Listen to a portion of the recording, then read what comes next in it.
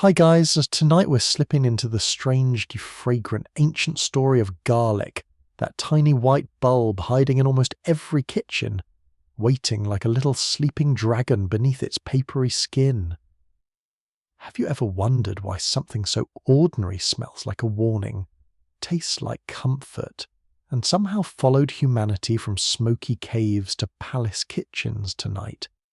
You walk into damp fields, old hearths, and early villages where people first learned that this sharp little plant could season food, soothe bodies, and possibly scare away whatever was lurking just beyond the firelight. So, before you settle into the story, take a moment to like the video and subscribe. And while you are getting comfortable, comment where you are listening from in your local time, because somewhere out there, another sleepy garlic historian is probably awake too. The air is cool, the room is quiet, and the past is opening its small, papery hands. Now dim the lights, and you find yourself standing on ancient ground, long before kitchens have cupboards, long before medicine has bottles, and long before anyone politely asks whether there is too much garlic in the sauce. You are somewhere across the wide belt of land stretching through Central Asia, where wild relatives of garlic push their green shoots through rocky soil. The wind moves softly over dry hills. Dust clings to your feet. Somewhere nearby, low shrubs release a bitter scent in the afternoon heat, and insects buzz with the lazy confidence of creatures that have absolutely no interest in human history. Beneath the earth, tucked in darkness, small bulbs are swelling. They are not impressive at first glance, and they do not glitter. They do not sing. They simply wait. Early humans are very good at noticing things that wait. You walk with people who know the landscape by touch and smell. They read broken stems, animal tracks, damp soil, and the return of certain plants after winter. Food is not yet something wrapped neatly or placed under warm lights in a market. Food is a question asked every day. Is this root safe? Will this leaf soothe the stomach or punish it? Does this bulb make the meat taste better? Or does it make everyone regret being born?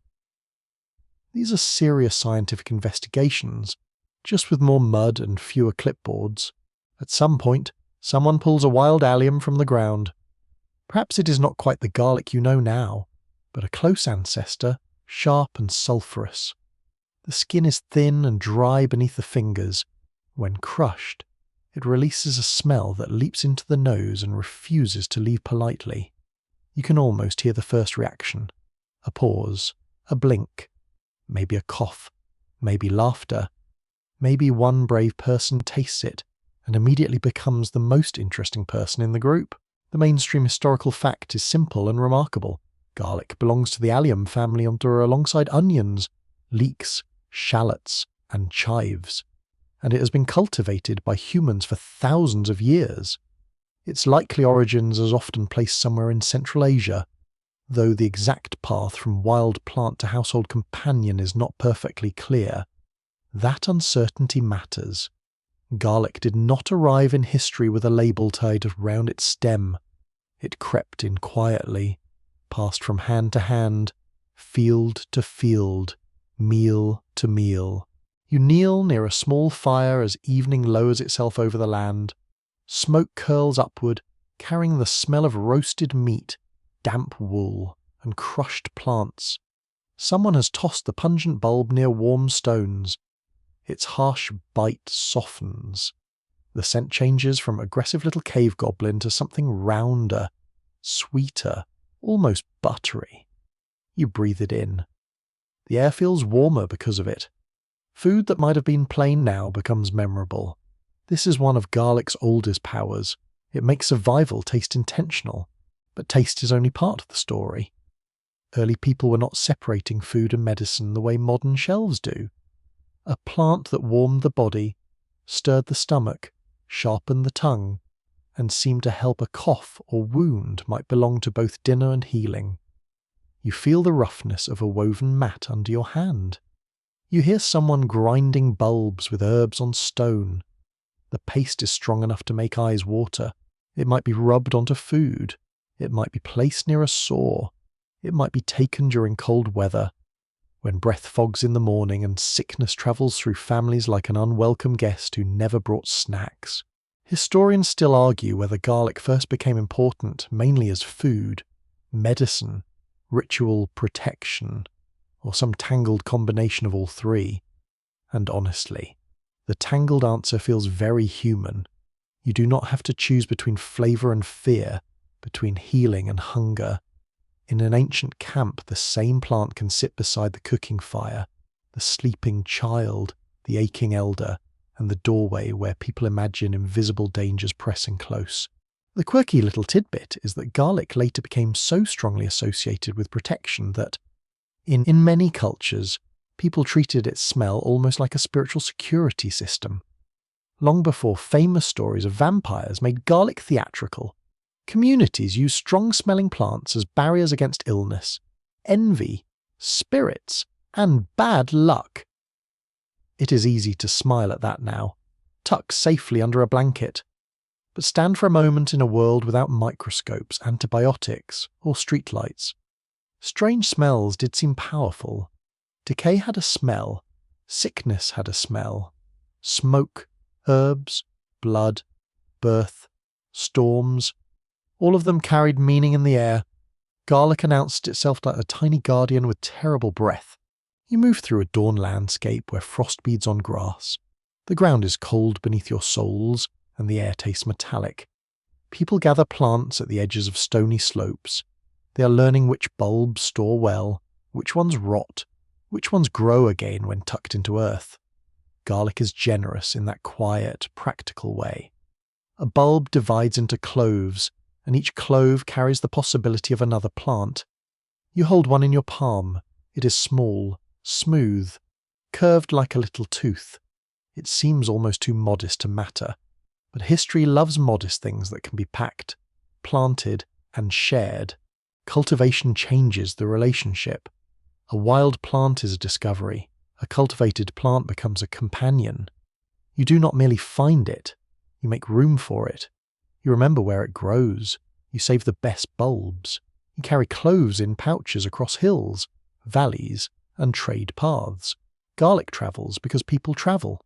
It follows herders, gatherers, farmers, merchants, healers, and cooks who would probably insist they are not doing anything historically significant. They are just trying to make dinner less sad. In early farming settlements, life is dense with smell. You step into a low dwelling where smoke stains the roof dark. Clay vessels stand near the wall. Grain dries in baskets. Animal hides carry a warm, musky odour. A child sleeps near the hearth. One hand curled near the cheek. Somewhere, garlic is drying in a loose bundle, its papery skins whispering when touched. It belongs there naturally, among the useful things. Not precious like jewellery, not sacred in a grand temple sense yet, just necessary. And necessity is one of the oldest forms of honour. You notice how garlic works on the senses before the mind has time to explain it. Raw garlic bites the tongue and lingers in the throat. Crushed garlic sticks to the fingers. Roasted garlic gives itself up slowly, soft and sweet, as if the little bulb has finally decided to stop arguing. The smell clings to breath, clothes, storage jars, and memory. It is not a shy ingredient. It has never once walked into a room quietly.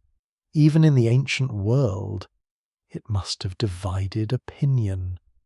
Somewhere, surely, there was a person who loved it, and another who said, very firmly, that it was a bit much. Humanity has always contained both types. As communities grow, garlic's usefulness grows with them. It can be dried, it can be stored, it can be carried, it can flavour grains, pulses, meat, fish, and wild greens. It can be crushed into mixtures with oil, vinegar, herbs, or salt. In places where diets are repetitive, garlic creates variation. It wakes up simple food, and when work is exhausting, when backs ache and hands crack from cold, A warm meal with garlic does more than fill the stomach. It gives the day a shape. It says, yes, life is hard, but at least it has seasoning. You walk beside traders moving along old routes, not yet the grand silk roads of later imagination, but smaller paths worn by feet, hooves, and habit. They carry obsidian, shells, metals, woven goods, seeds, stories, and useful plants. Garlic is perfect for such movement. It does not demand luxury. It survives rough handling better than delicate fruit. It waits in sacks and basket, dry and compact, giving off its unmistakable scent like a traveller who refuses to be forgotten at the inn. The plant's sharpness may also have helped people think of it as warming. Ancient medical systems often sorted foods by qualities felt in the body: hot, cold, dry, moist, stimulating, calming. Garlic, with its heat on the tongue and its fire in the nose, seem to belong to the warming side of life. You can feel why. Bite into it raw, and your mouth becomes a small weather event. Your eyes may water, your breath changes, your chest feels awake. In a cold season, that sensation alone can seem medicinal. But the earliest history of garlic remains partly hidden, because everyday plants rarely leave dramatic records. Kings carve victories into stone. Priests preserve rituals. Conquerors brag. Obviously, garlic does not brag. Garlic enters pots, poultices, pockets, and fields. It disappears into meals. Its history must be reconstructed from archaeology, botany, ancient texts, trade patterns, and the stubborn fact that humans everywhere kept choosing it. That is not a bad kind of evidence. Repetition can be a document too. You stand now at the edge of a cultivated plot. The soil is dark from recent turning, cool against your fingertips. Green shoots rise in rows, slender and plain. Nothing about them announces the thousands of years ahead. There are no trumpets, no golden banners, just leaves moving in a morning breeze and people deciding, once again, that this plant is worth saving. The smell of crushed garlic drifts from a nearby hearth. It blends with smoke, wet clay, animal breath, and the faint sweetness of stored grain. You understand, gently, why garlic survived in human life. It was practical, flavorful, strange, and memorable. It could be medicine without becoming distant from food. It could be ordinary without becoming boring. It could be powerful without needing to be beautiful. And as the first stars appear over the old fields, you hold a single clove between your fingers. Its skin is dry and smooth. Inside is something sharp, alive, and waiting. You feel how small it is. You feel how much history can fit inside small things. The world grows quieter. The fire settles into red embers. Someone nearby turns a bulb in the ashes, and the scent softens again. Warm as sleep, ancient as hunger, familiar as home. You stand beneath the pale gold light of ancient Egypt, where the Nile moves with slow confidence through fields of barleyus, flax, onions, and garlic. The river does not hurry. It never has. It slides past mud brick houses, temple walls, reed boats, and cattle with patient eyes, carrying life through a land that depends on its annual rise like a sleeper depends on breath. The morning air is cool at first, almost blue. Then the sun lifts higher, and warmth begins to press gently against your face, your shoulders, your hands. Round you, workers move through the fields. Their linen garments brush softly against their skin. Bare feet sink into damp black soil, the famous fertile mud left behind when the Nile withdraws. You hear the slap of water against the irrigation channels, the creak of wooden tools, the low murmur of voices, and somewhere, a donkey making its opinion known with admirable commitment. The smell is thick and living wet earth, river reeds, sweat, smoke from breakfast fires, and the unmistakable sharpness of garlic being crushed nearby.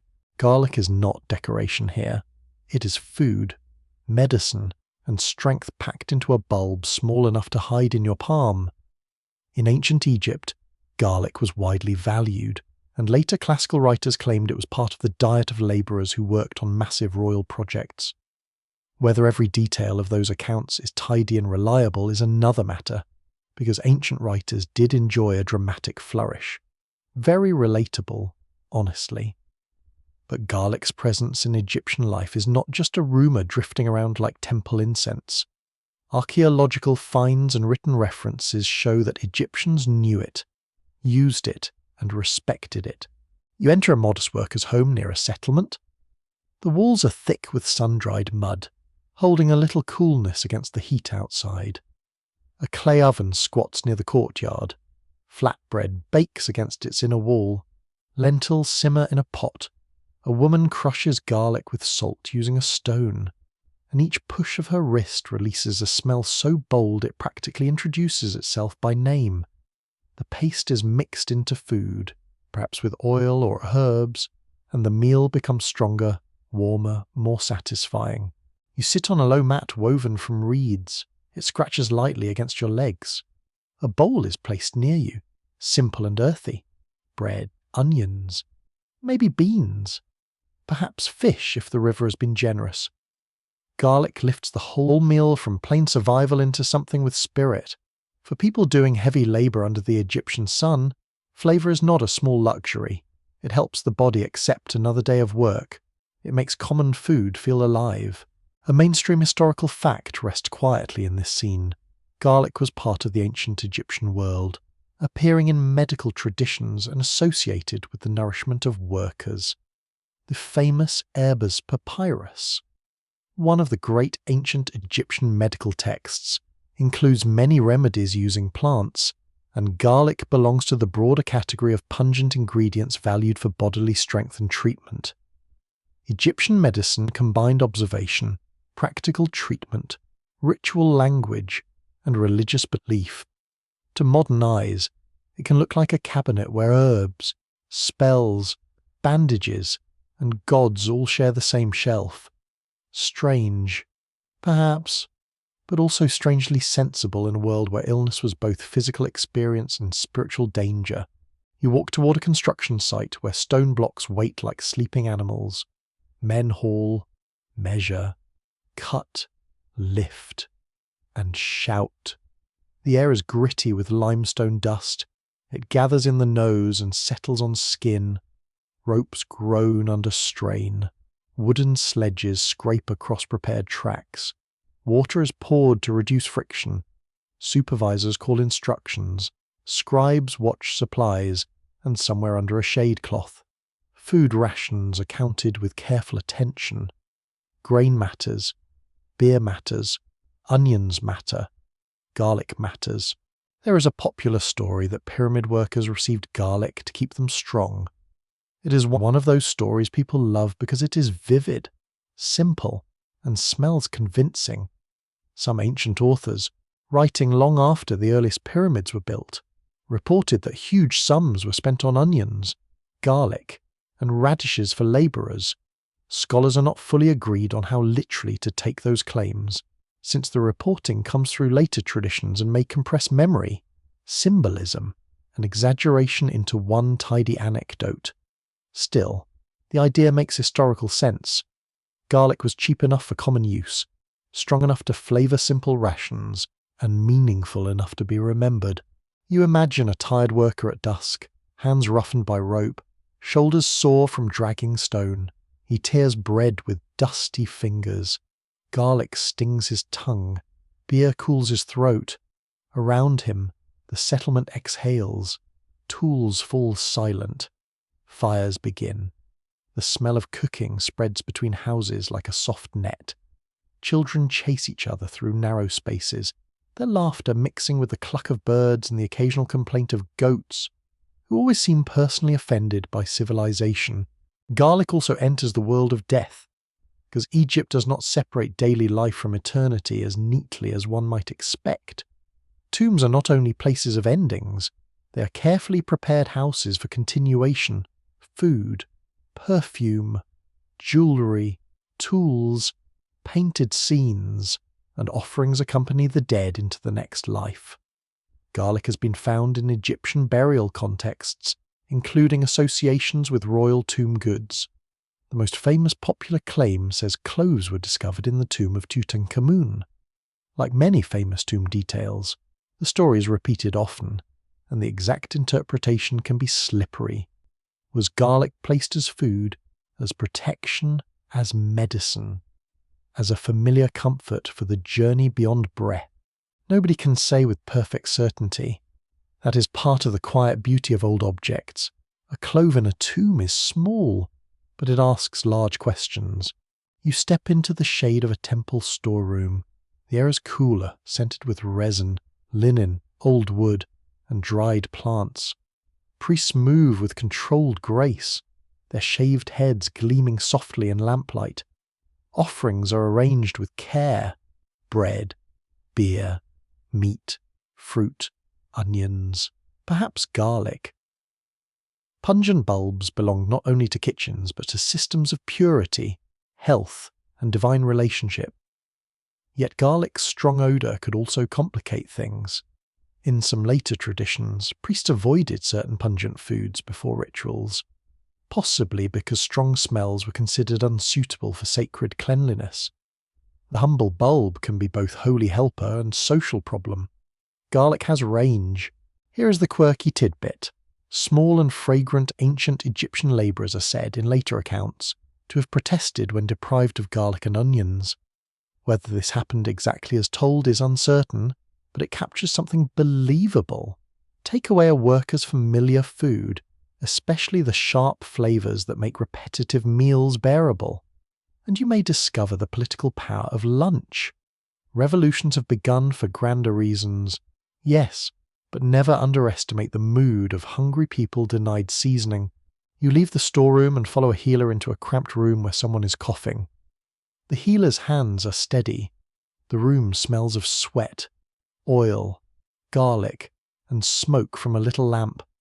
A mixture is prepared. It may be swallowed, rubbed, breathed near, or combined with other ingredients. Egyptian medical practice used many substances now recognized as having active properties, though not always in ways modern medicine would approve. Honey, for instance, appears in wound care, castor oil, minerals, resins, and plant preparations appear in remedies. Garlic fits into this world of practical experimentation and symbolic confidence. The patient's mat rustles. Outside, a duck splashes in a channel. The healer speaks words that are half instruction, half invocation. You feel the atmosphere thicken. Illness here is not simply a malfunction in a hidden machine.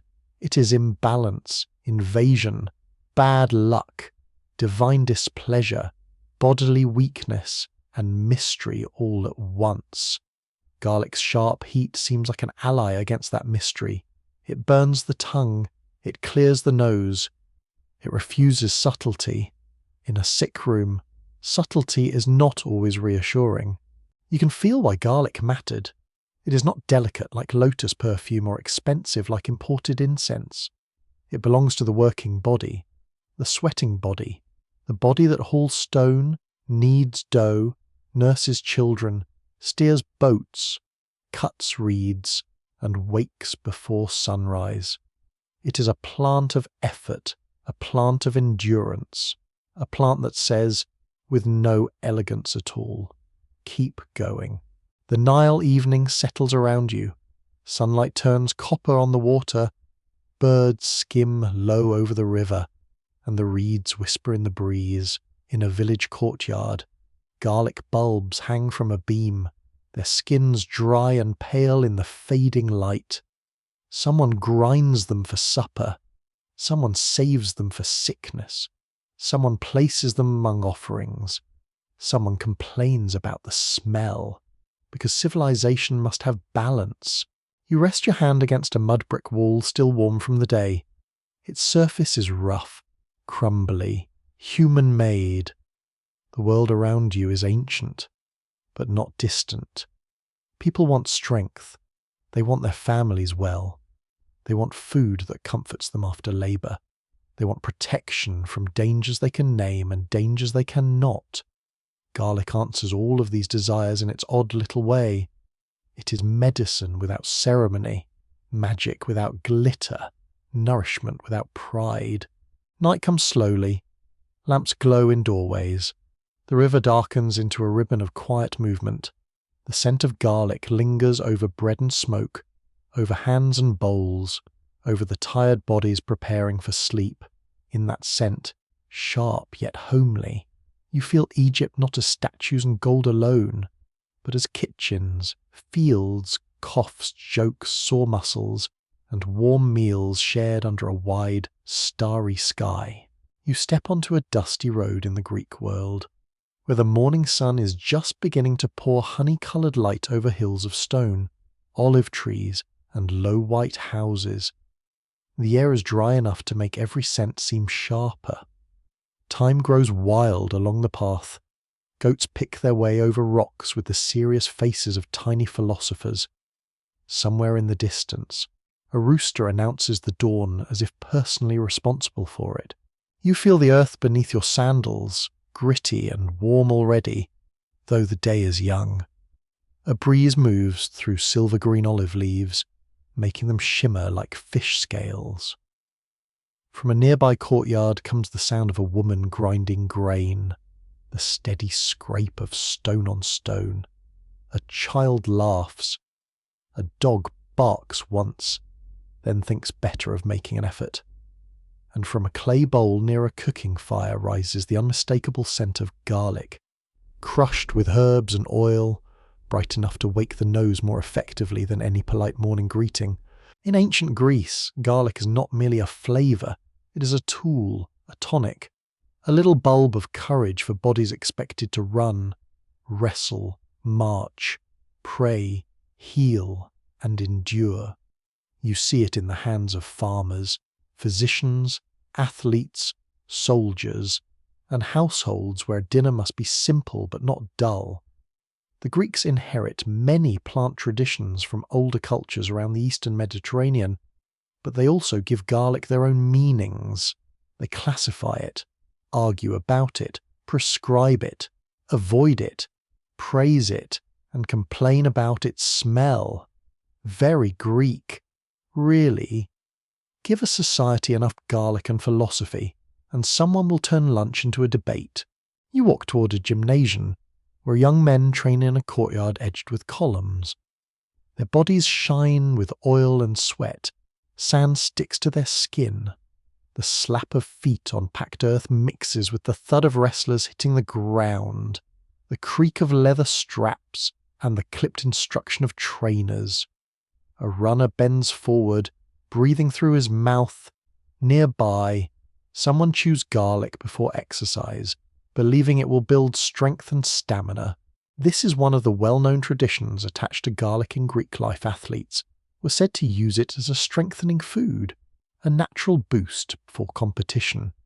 It was not wrapped in branding or sold with heroic claims on a shiny label, which is a shame, because ancient sports marketing would have been spectacularly dramatic. Instead, garlic entered the body directly, fierce and hot. It burned the tongue, warmed the belly, and made the breath a weapon all its own. In close contact wrestling, perhaps that was also a strategy, not elegant, but possibly effective. You stand among the spectators at a local contest. Dust rises each time a runner's foot strikes the track. The crowd murmurs, cheers, groans, and argues over technique. Someone nearby smells strongly of garlic, olive oil, sweat, and ambition. The sun presses on your neck. The atmosphere is charged but not frantic, alive with expectation. Greek athletics is not just entertainment. It is tied to honour, training, beauty, discipline, city pride, and religious festivals. The body is admired as something to cultivate, and garlic, humble as it is, becomes part of that cultivation. Garlic also belongs to the soldier's world. You move from the training ground to a camp where shields lean against stones and spears rest in bundles. Men mend sandals, sharpen blades, and prepare food in smoky pots. They tear coarse bread, dip it into oil, and eat garlic with pulses or cheese. The smell settles over the camp like a rough blanket. It is not perfumed luxury. It is the scent of people who expect the day to be difficult. Ancient Greek soldiers valued simple, transportable foods: grain, olives, cheese, dried figs, wine, onions, and garlic. Garlic's reputation for strength made it suitable for men facing exhaustion, fear, and long marches. You hear the clatter of bronze, the low talk around fires, the scrape of a knife against wood. The night air cools quickly. Wool cloaks feel scratchy against tired shoulders. Garlic is swallowed with supper, perhaps not because anyone knows exactly what it does inside the body, but because it feels like heat, defiance, and readiness. In the medical world, garlic receives even more deliberate attention. You enter a physician's room where shelves hold jars of herbs, roots, resins, oils, and powders. The room smells of vinegar, dried leaves, wool, old clay, and pungent garlic. A patient sits quietly while a healer asks questions about pain, appetite, stool, sleep, and season. Ancient Greek medicine, especially associated with the Hippocratic tradition, often sought natural explanations for illness. It studied diet, climate, exercise, fluids, and balance. Garlic appears in Greek medical writing as a substance used for digestive complaints, breathing issues, parasites, and bodily stimulation. You watch the physician crush cloves into a paste. The surface of the mortar is cool beneath the hand. The garlic releases its sharpness instantly, almost rudely, and fills the room. The healer may mix it with wine, honey, oil, or other ingredients. It might be eaten, applied, or used in ways that make a modern person raise one eyebrow from under the blanket. Ancient medicine was observant, clever, and sometimes wildly confident. A healer might be thoughtful and still recommend something that feels, from here, like a dare. Yet the Greeks were not foolish, just they noticed patterns. Garlic made people sweat. It warmed the mouth. It could upset the stomach if taken too heavily. It seemed to clear the chest. It made wounds and skin conditions smell even more dramatic. Which is saying something. Greek physicians debated dosage and suitability, because a useful plant could still be too strong for certain bodies. Garlic was powerful, and power required judgment. Too little did nothing. Too much could make you and everyone near you regret the experiment. You walk onward to an Asclepieion, one of the healing sanctuaries dedicated to Asclepius, the god of medicine.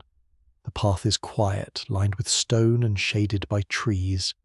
Pilgrims arrive carrying offerings, hopes, and aches. Some limp, some cough softly, some come with fear tucked behind their eyes. The sanctuary smells of incense, clean water, animals, oil, and the faint green scent of plants. You hear sandals on stone, whispered prayers, and the low hiss of wind through cypress branches. Healing here is not only clinical, it is sacred, theatrical, psychological, communal, and deeply human. People bathe, make offerings, sleep in special spaces, and wait for dreams believed to carry divine guidance. A snake, sacred to Asclepius, may glide through the imagination of the place, smooth and silent. Priests and attendants interpret signs. Physicians may work nearby. Remedies include diet, rest, ritual, and plant preparations. Garlic can exist in this wider healing atmosphere, though it is not always welcome in sacred spaces. And here comes the quirky tidbit in parts of Greek religious life. Garlic was associated with strong boundaries and underworld powers.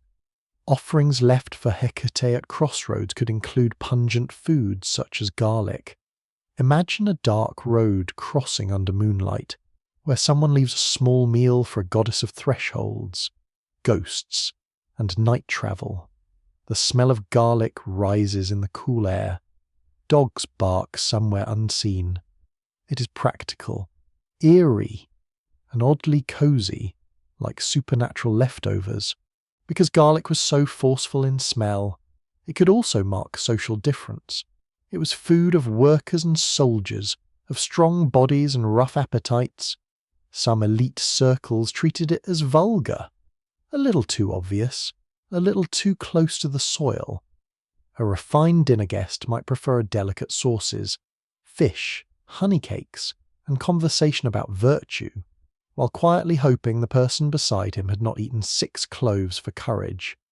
Still, the very people who dismissed garlic often depended on those who ate it. Farmers, rowers, builders, porters, and soldiers carried the world on garlic-scented breath. Scholars still debate whether Greek athletic garlic use was truly widespread daily practice, or a memorable custom repeated because it was vivid and amusing. The same problem follows many ancient food habits. A writer records something striking. Later readers repeat it, and soon the story smells stronger than the evidence. But the tradition persists because it fits the larger pattern. Garlic was cheap, intense, portable, and linked with vigour. Even if every athlete did not chew it before every contest, the image captures a believable relationship between the bulb and the striving body. You sit at a small table in a Greek household as evening gathers. Clay lamps are lit, their flames wavering gently. Dinner is modest bread, olives, cheese, perhaps fish, lentils, greens, and a sauce sharpened with garlic. The room is warm from the hearth. Smoke darkens the rafters. The floor feels cool beneath your feet. Outside, cicadas sing their dry, endless song. The ancient soundtrack of summer evenings when everyone is tired and nobody has invented air conditioning. A serious oversight. A bowl is passed to you. Garlic has been mashed with herbs, maybe with vinegar or oil, making a sauce that cuts through simple food with bright force. You taste it. First comes heat, then sweetness, then that lingering presence that settles into breath and memory. Greek food often loves contrast: salty olives, sour wine, bitter greens, sweet figs, rich oil, sharp garlic. Nothing sits alone. Each flavour wakes another. In this world, garlic teaches a quiet lesson about ancient life. Medicine is not far from dinner.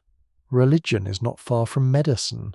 Athletics is not far from warfare. Class is not far from smell. A single bulb can move among all these spaces, changing its meaning each time. In a gymnasium, it is strength. In a physician's mortar, it is remedy. In a soldier's pouch, it is endurance. At a crossroads, it is offering. At a dinner table, it is comfort with a bite. Night settles over the Greek hills. The stones release the heat they gathered all day. A breeze carries the scent of olive wood smoke, crushed herbs, and garlic from scattered homes. You hear distant voices fading into sleep, the soft bell of a goat, the last insect singing in the dark. The world feels clear, dry, and full of edges. Garlic belongs perfectly here, sharp as debate, warm as supper, humble as dust, and strangely brave. You hold a clove in your hand, white beneath its thin skin. It is small enough to vanish into a meal, strong enough to announce itself through a room, and old enough to have passed through bodies that ran, healed, prayed, fought, and dreamed under the same wide stars. The lamp flame bends, steadies, and glows. The scent lingers, not harsh now, but familiar, a little wild, and softly human. You find yourself on a Roman road at first light, where stones laid by careful hands stretch across the land in a long, pale ribbon. The surface is uneven beneath your sandals, hard at the heel, worn smooth in places by carts, hooves, and marching feet. Mist hangs low over the fields. A rooster calls from a distant farm. Somewhere close by, iron fittings clink against leather, and the soft thunder of disciplined footsteps begins to gather. A Roman marching column approaches with the steady rhythm of a machine made of human bodies. Shields rest against shoulders. Packs swing from poles. Helmets catch the early sun with dull flashes of bronze and iron.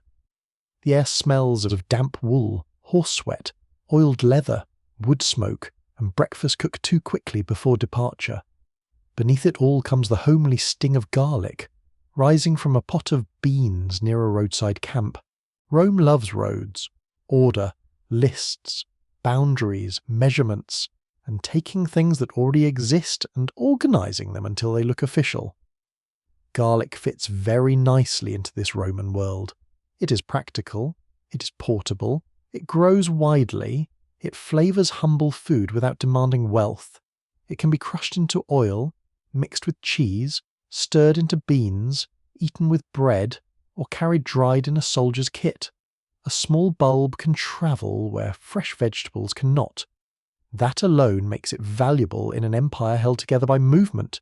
You step beside a group of legionaries preparing for the day's march. Their tunics are rough against the skin. Their belts are heavy with tools and weapons.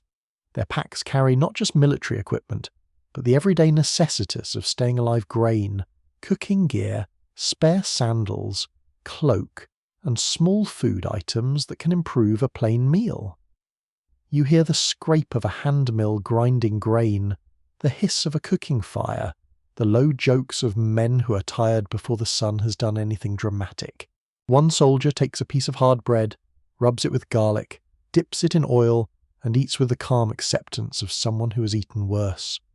Another stirs garlic into lentils, creating a smell that drifts through the camp like a promise that breakfast will not be entirely tragic. The food is simple, but it has weight and warmth. It is the kind of meal that can sit in the belly during miles of marching, while dust climbs the legs and armour presses into the shoulders. A mainstream historical fact is clear: Romans used garlic widely in cooking and medicine, and Roman writers described it as food for labourers, soldiers, and rural people. Pliny the Elder, the great collector of facts, rumours, marvels, and occasionally things that make you wonder if anyone checked his notes, wrote about garlic's many supposed uses. Roman agricultural writers also treated alliums as practical crops. Garlic belonged to the countryside, the kitchen, the camp, and the medical shelf. You enter a farm kitchen in Italy, low-ceilinged and warm from the hearth. A woman crushes garlic with herbs in a mortar, the stone cool and heavy in her hands. The sharp smell bursts into the room, mixing with olive oil, vinegar, cabbage, smoke, and wet clay jars. A child wrinkles his nose, then leans closer because dinner is dinner. Chickens scratch just outside the doorway. A dog sleeps under the table with the confidence of a creature who understands leftovers as a moral right. Roman food ranges from luxurious banquet dishes to plain rural meals, and garlic is much more at home among the plain ones. It sharpens pulse dishes, greens, sauces, and bread.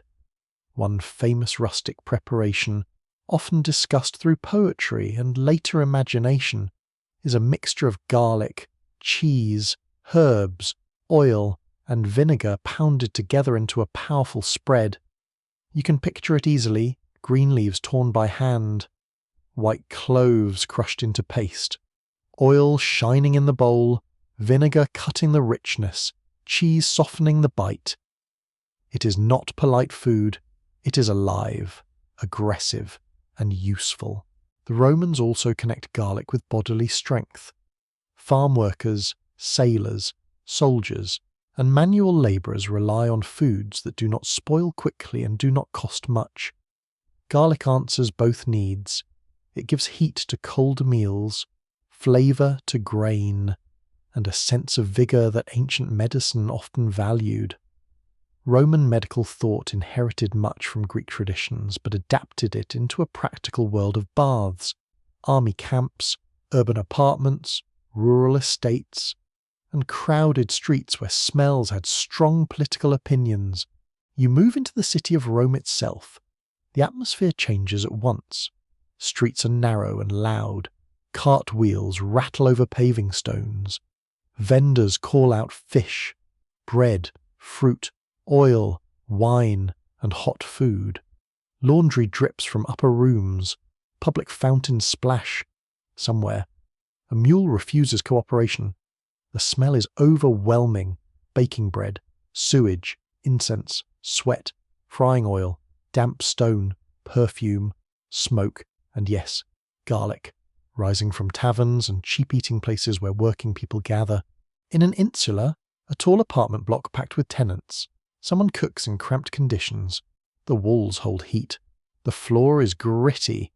Voices pass through thin partitions, arguing spouses, crying babies, neighbours discussing rent with the emotional restraint of a collapsing roof tile. Garlic enters these tight spaces with no respect for privacy. It announces supper to the entire building. Perhaps some love it, perhaps others complain. Both responses are part of city life. Here is the quirky tidbit some Romans thought garlic could protect against scorpion stings, snake bites, and even certain forms of bad air or invisible harm. Garlic was credited with powers that now sound wildly ambitious for a vegetable. Yet in a world where venom, fever, infection, and spoiled air could strike without warning, a strong-smelling plant with a burning taste felt like a reasonable ally.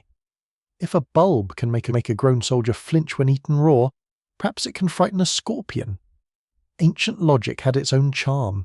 Roman soldiers carry such beliefs along the roads.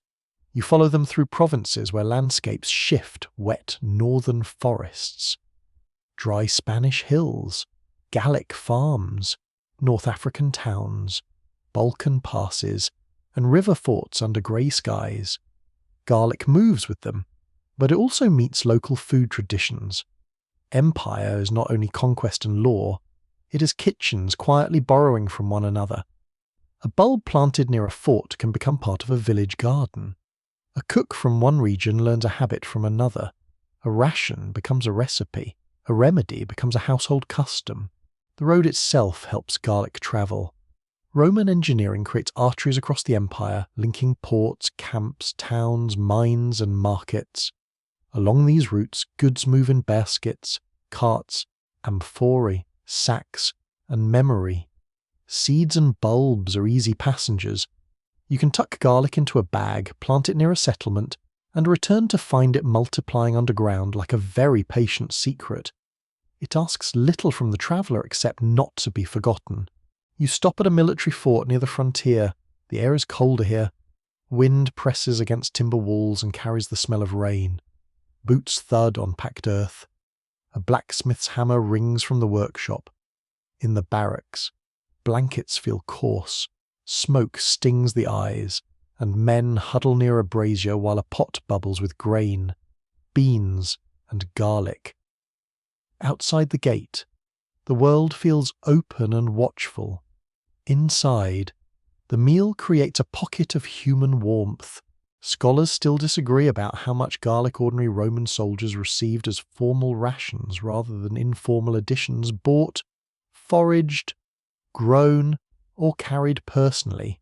Army supply records are uneven, and food habits varied by place, season, rank, and availability. Grain was central, other food shifted. Garlic may have been common, but common does not always mean officially measured in tidy lines. History, sadly, refuses to organize itself like a perfect Roman inventory. You visit a medicus, a healer attached to a military setting. The room smells of vinegar, metal tools, old bandages, wine, and crushed plants. Garlic may be used in remedies for digestion, bites, coughs, or general weakness. Roman medicine can be practical and severe. It includes surgery, herbal mixtures, diet advice, bathing, bleeding, poultices, and plenty of confidence. A wounded man sits on a stool, gripping the edge so hard his knuckles pale. A healer prepares a mixture. Garlic cuts through the room with its sharp, almost metallic heat. It is important not to imagine garlic as a miracle drug in Roman hands. Ancient people experimented, observed, repeated, and believed, but they didn't have modern clinical testing. Garlic's reputation grew because it was noticeable, available, and linked with strength. Some uses may have had real benefits. Others belonged more to hope than chemistry. But hope is not a small thing when a fever rises in a crowded barrack, or a farmer's child coughs through the night.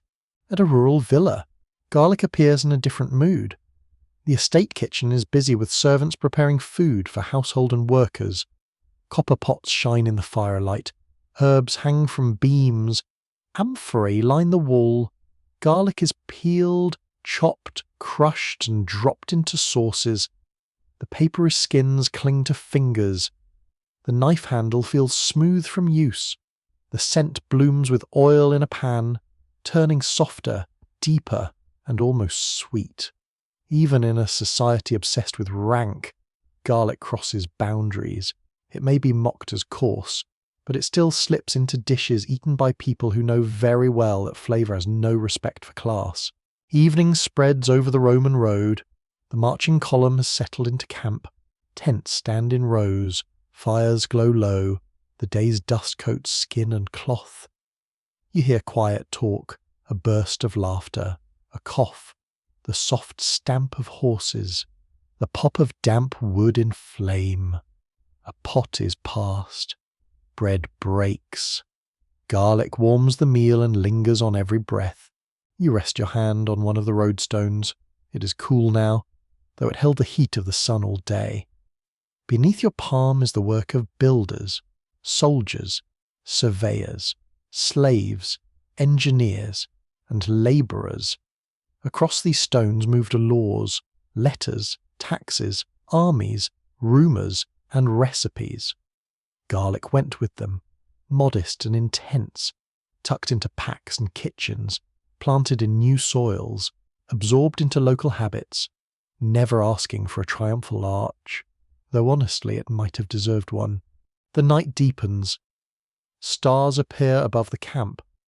The smell of garlic fades into smoke and sleep. Somewhere along the road, another fire is lit, another clove is crushed, and another tired body finds comfort in a bowl made stronger by one small, stubborn bulb. You wake into a courtyard scented with rain, sandalwood smoke, wet stone, and something sharper drifting from a kitchen where cloves of garlic are being crushed beneath a dark stone pestle. The air is warm, almost silken, and heavy with the feeling that every plant around you has a purpose. Leaves shine after a passing shower. Water drips from roof edges in slow beads.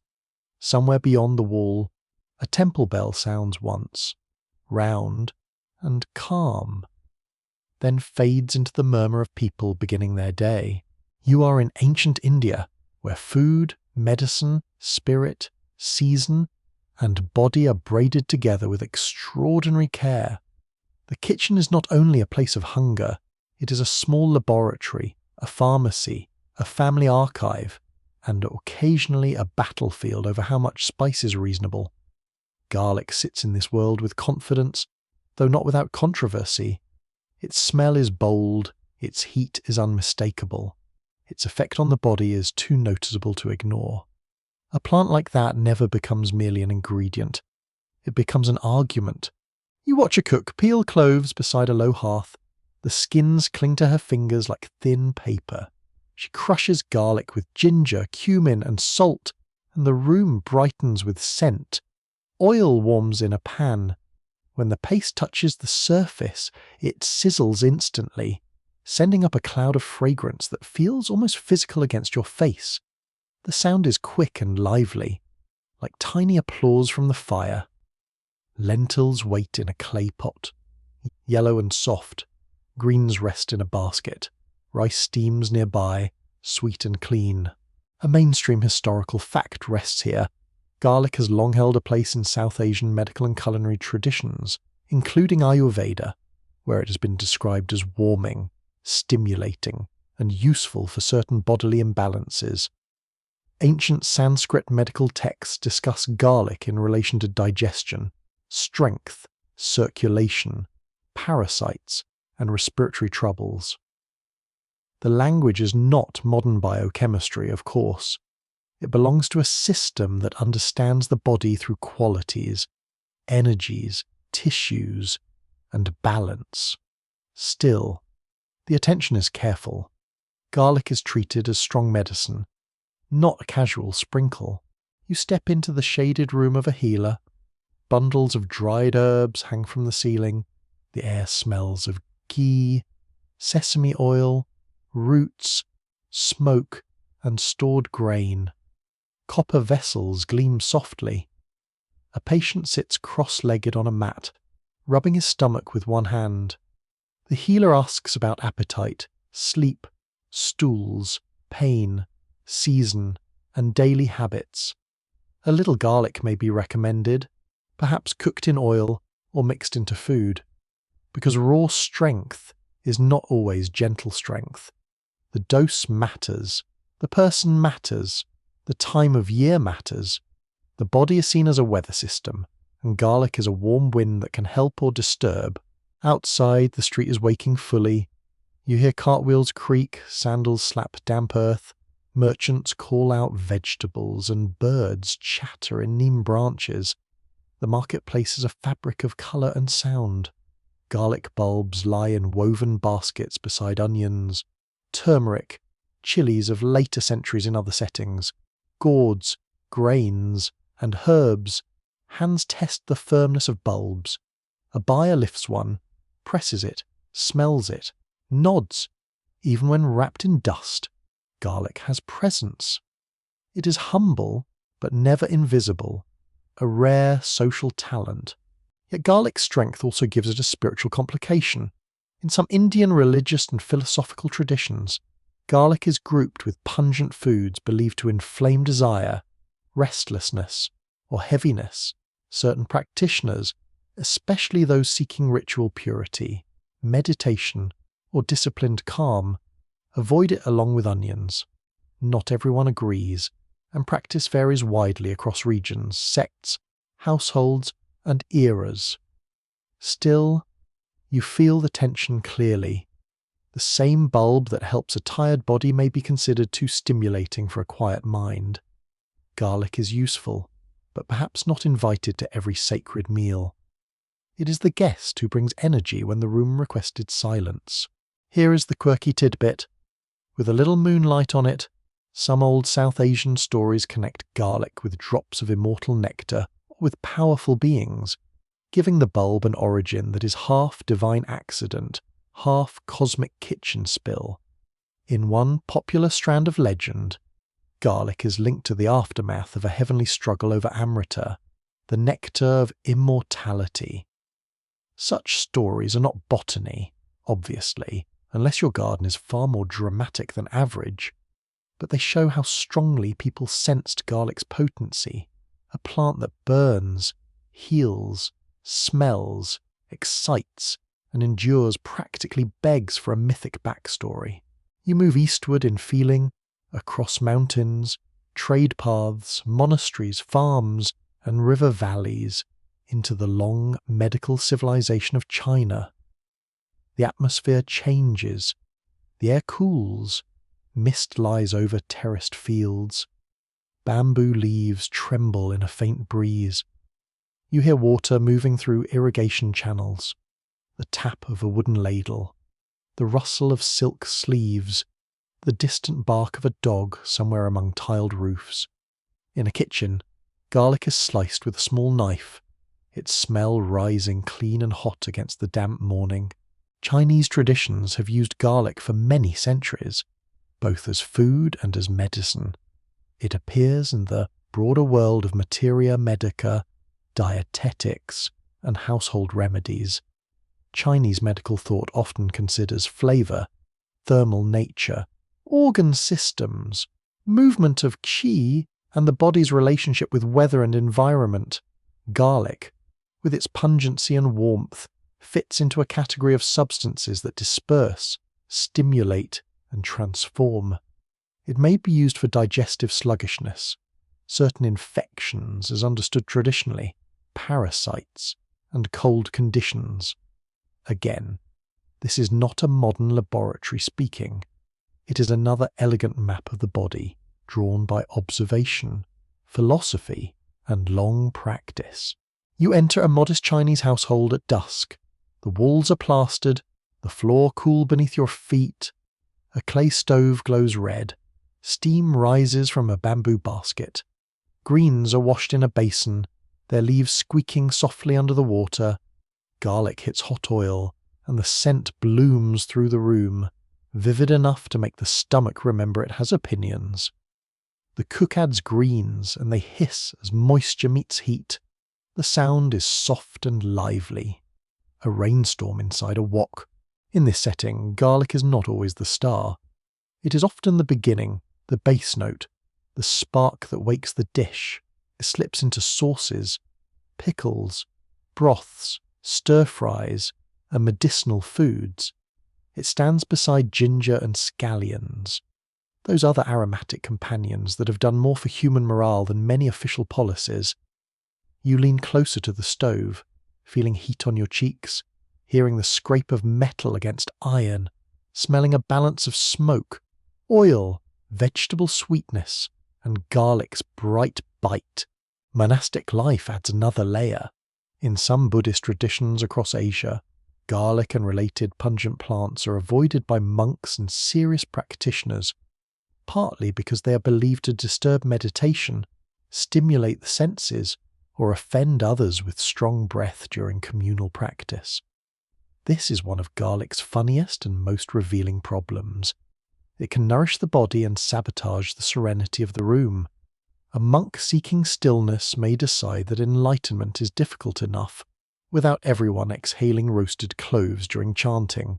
Scholars continue to debate how consistently garlic was avoided in religious communities across different Asian regions and periods, because rules, local habits, medical needs, and ordinary hunger rarely behave in perfectly neat ways.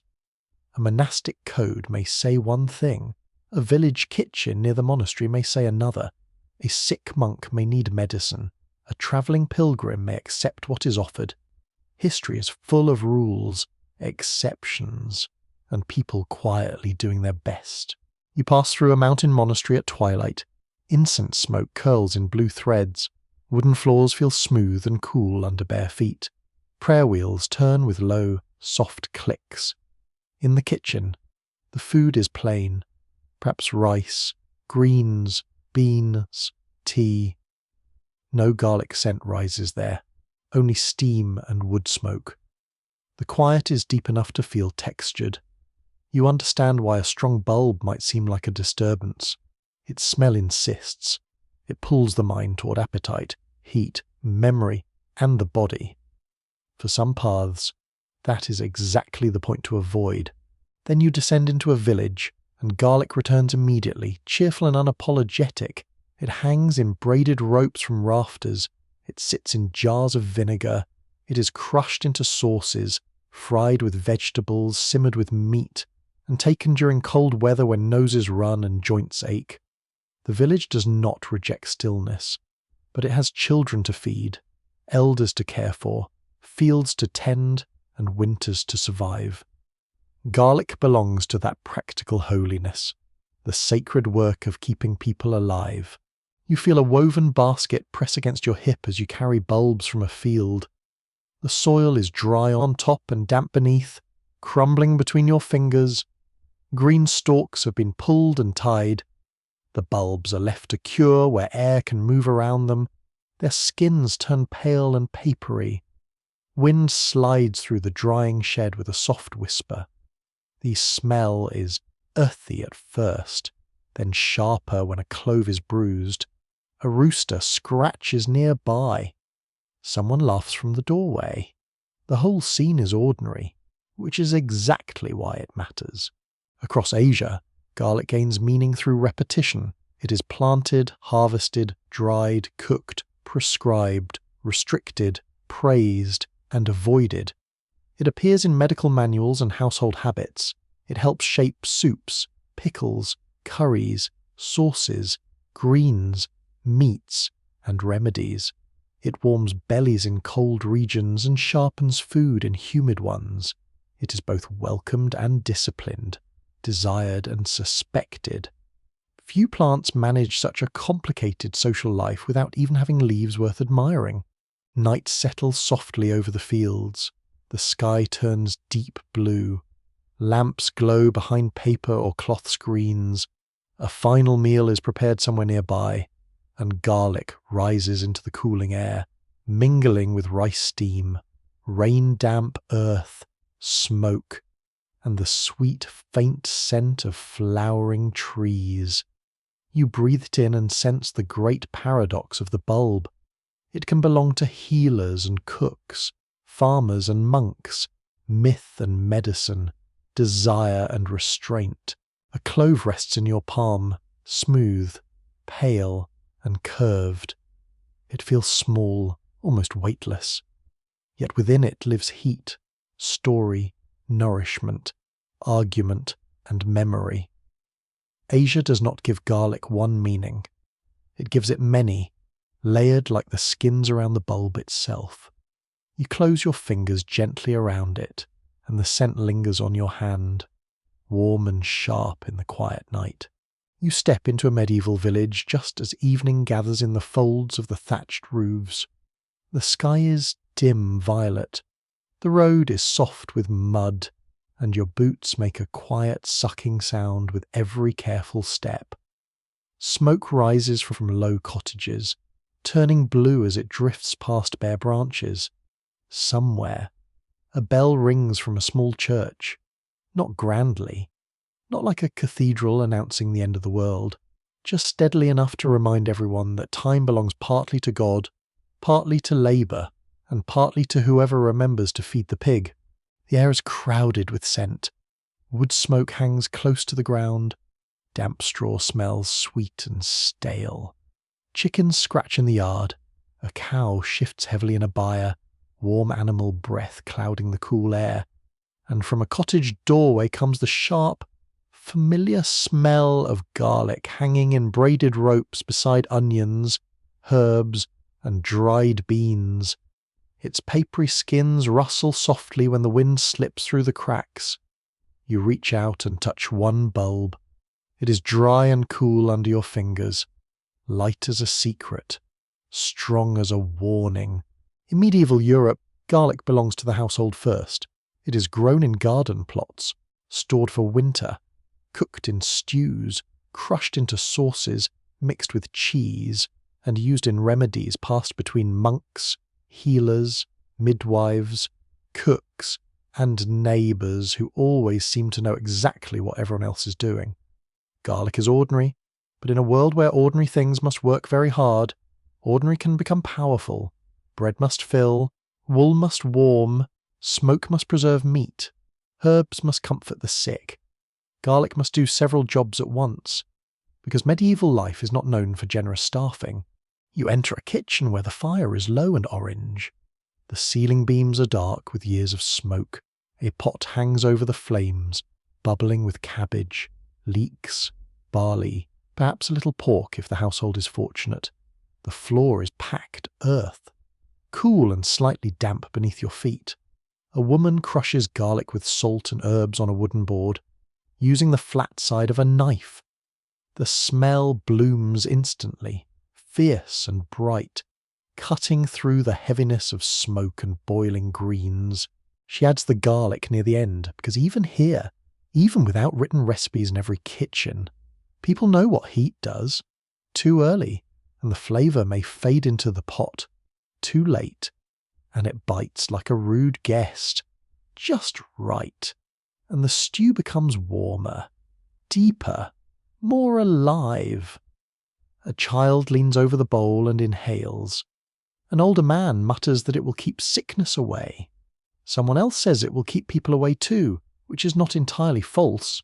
A mainstream historical fact settles into this cottage with the smoke medieval medicine in Europe often relied on the theory of humours, inherited from Greek and Roman traditions, and garlic was commonly understood as a hot and dry substance. That made it useful in learned medical thinking for conditions believed to involve coldness, dampness, sluggish digestion, or excess phlegm. It could be prescribed in diet, poultices, syrups, or mixtures, sometimes with wine, vinegar, honey, or other herbs. The system sounds strange to modern ears, but it had its own internal logic, shaped by observation, tradition, and the desire to make the body legible. You follow a narrow path toward a monastery garden. The atmosphere changes from muddy chatter to measured quiet. The cloister stones are cold underfoot. Rainwater gathers in shallow depressions, reflecting a grey slice of sky. In the garden, beds are laid out with care sage, rue, fennel, mint, leeks, onions, and garlic. A monk bends over the soil, his hands reddened by cold, his wool sleeve brushing against the leaves. The scent here is green and wet, with the mineral smell of earth and the faint bitterness of medicinal plants.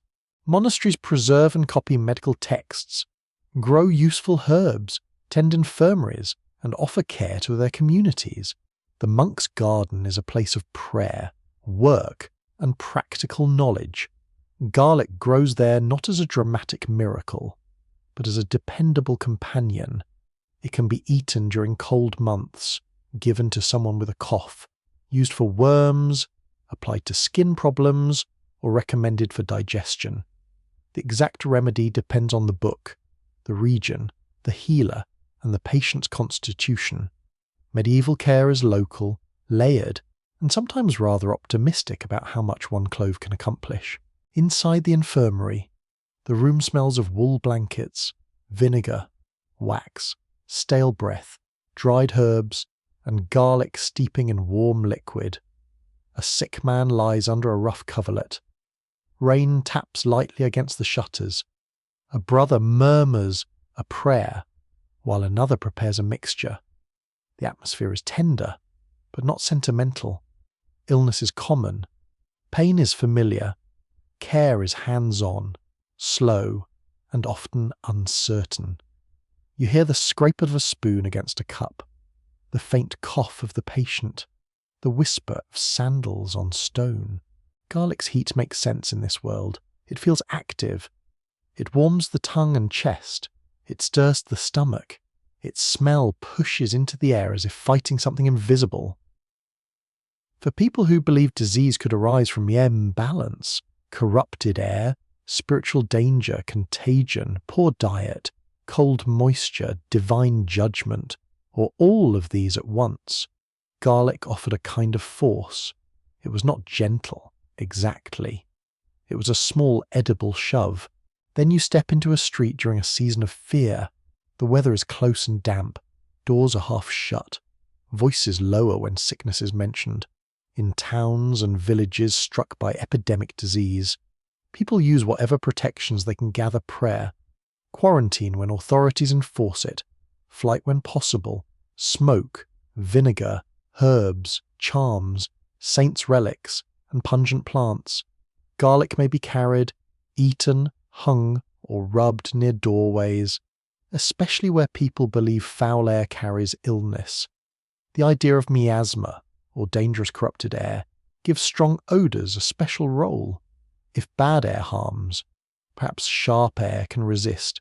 Historians still argue whether garlic's reputation during plague times came more from humoral medicine, folk belief, practical observation, or later storytelling that made medieval people seem more theatrical than they were. The truth probably varies by place and period. Some communities may have used garlic seriously as a protective food. Others may have treated it as one item among many household precautions. Later retellings can add drama, because nothing says historical confidence like a story that has been polished for several centuries by nervous grandparents. You pass a doorway where garlic hangs with your rowan twigs, dried herbs, and a small charm sewn into cloth. The household is warding itself not only against sickness but against malice. Medieval life is full of thresholds: the door, the hearth, the cradle, the stable, the field boundary, the churchyard, the crossroads. Each threshold invites protection. Garlic, with its sharpness and smell, becomes suitable for this work. It marks space. It declares that the house is guarded by plants, prayer, habit, and possibly a grandmother with very strong opinions. Here's the quirky fringe tidbit in some European folk traditions. Garlic was believed to repel witches, demons, evil spirits, and later, of course, the undead figures that would eventually become famous in vampire lore. The fully theatrical vampire with a cape and suspicious real estate choices belongs mostly to later imagination, but the idea that garlic could repel supernatural harm grows from older beliefs about pungent plants, purity, and protection. You can almost picture a medieval villager tying garlic near a child's bed, not because she has read a gothic novel, but because night is long, babies are fragile, and unseen forces are easier to face when something sharp hangs nearby. You enter a stable where the air is warm, sour, and alive. Straw scratches your hands as you help spread it beneath the animals. The horse snorts softly. A goat chews with steady disrespect. Garlic may be used here too, mixed into animal care or hung as a charm against illness and the evil eye. Livestock are wealth, labour, milk, meat, wool, and survival. Protecting them is not quaint, it is urgent. A sick cow can mean hunger. A dead horse can change a family's fortune. So garlic moves between human bowl, sick room, cradle, doorway, and stable, doing the work of comfort wherever fear gathers. At a market town, garlic becomes social. Baskets overflow with bulbs, leeks, roots, cabbages, apples, and herbs. Vendors call prices, coins clink. The smell of fish, leather, dung, ale, and frying food swirls through narrow lanes. A woman tests garlic bulbs between finger and thumb, choosing the firm ones for storage. A man jokes that garlic breath will frighten thieves. A priest passes with a look that might be disapproval, hunger, or both. Medieval communities are intimate places. Smells travel faster than secrets, though secrets do try their best. Food also marks class. Noble households may use costly spices such as pepper, cinnamon, cloves, and saffron, traded across long distances and displayed as signs of wealth. Garlic, by contrast, is local, earthy, and associated with common tables. Yet it still appears in sauces and practical cookery, especially where strong flavours are appreciated. It may be mocked as peasant food, but peasant food has a habit of keeping people alive while elite diners argue over etiquette. Garlic does not mind being underestimated. It has survived worse than snobbery. Night deepens over the village. The church bell is silent now. The road glistens faintly with moisture. From cottages come muffled voices, the crackle of fires, the clatter of bowls being stacked, and the sleepy complaint of a child not ready for bed.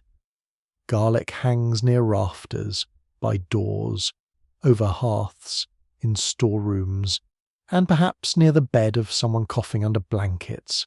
You sit close to the fire, feeling heat on your knees and cold against your back. The room smells of smoke, wool, stew, and garlic softened by cooking. Outside, darkness presses against the shutters. Inside, the bulb waits in its braid, pale and dry, holding flavour, medicine, charm, and reassurance all together. It is not grand. It is not silent either. It belongs to the medieval night because it speaks in the language people understand best: warmth, sharpness, protection, and the promise that supper, at least, will be warm. You stand on a wooden dock at the edge of a restless harbour, where gulls cry over masts and ropes creak like old bones in the morning damp. The sea breathes against the pilings. dark green and silver, carrying the smells of salt, tar, wet wood, fish, sweat, wool, and barrels packed for a voyage that no sensible person would call comfortable. A ship waits with its sails furled, rocking gently as if already dreaming of distance. You walk closer and feel the dockboards flex beneath your feet. Sailors move around you with practiced impatience. They roll casks, tighten knots, lift sacks of grain, salted meat, dried peas, vinegar, oil, onions, and garlic. The bulbs are pale and papery, tucked into bundles, crates, and kitchen stores. They look too modest for the wide ocean ahead, but small durable foods are exactly what ships need. Fresh fruit bruises, soft herbs wilt, garlic endures. It is the stubborn passenger nobody officially celebrates, yet everyone is relieved to have when dinner has become a salted tragedy. The age of oceanic exploration is often told through kings, maps, storms, gold, spices, and ships with names that sound heroic even when their cabins smelled terrible. But you are listening for the quieter history, the food history, the history of what ordinary hands carried across water. Garlic travels in the stores of sailors, merchants, soldiers, colonists, missionaries, cooks, and migrants. It does not cross the ocean alone, of course. It rides with onions, wheat, grapes, olives, pigs, cattle, diseases, weapons, languages, prayers, and ambitions. Some of these arrivals nourish, some shatter worlds. History, unfortunately, rarely travels with clean hands. A mainstream historical fact sits at the heart of this movement. Garlic was not native to the Americas in the form familiar from Eurasian cultivation, and it spread widely there through European colonization, migration, and trade. Spanish, Portuguese, French, English, Dutch, and later many other communities carried garlic into new soils and kitchens.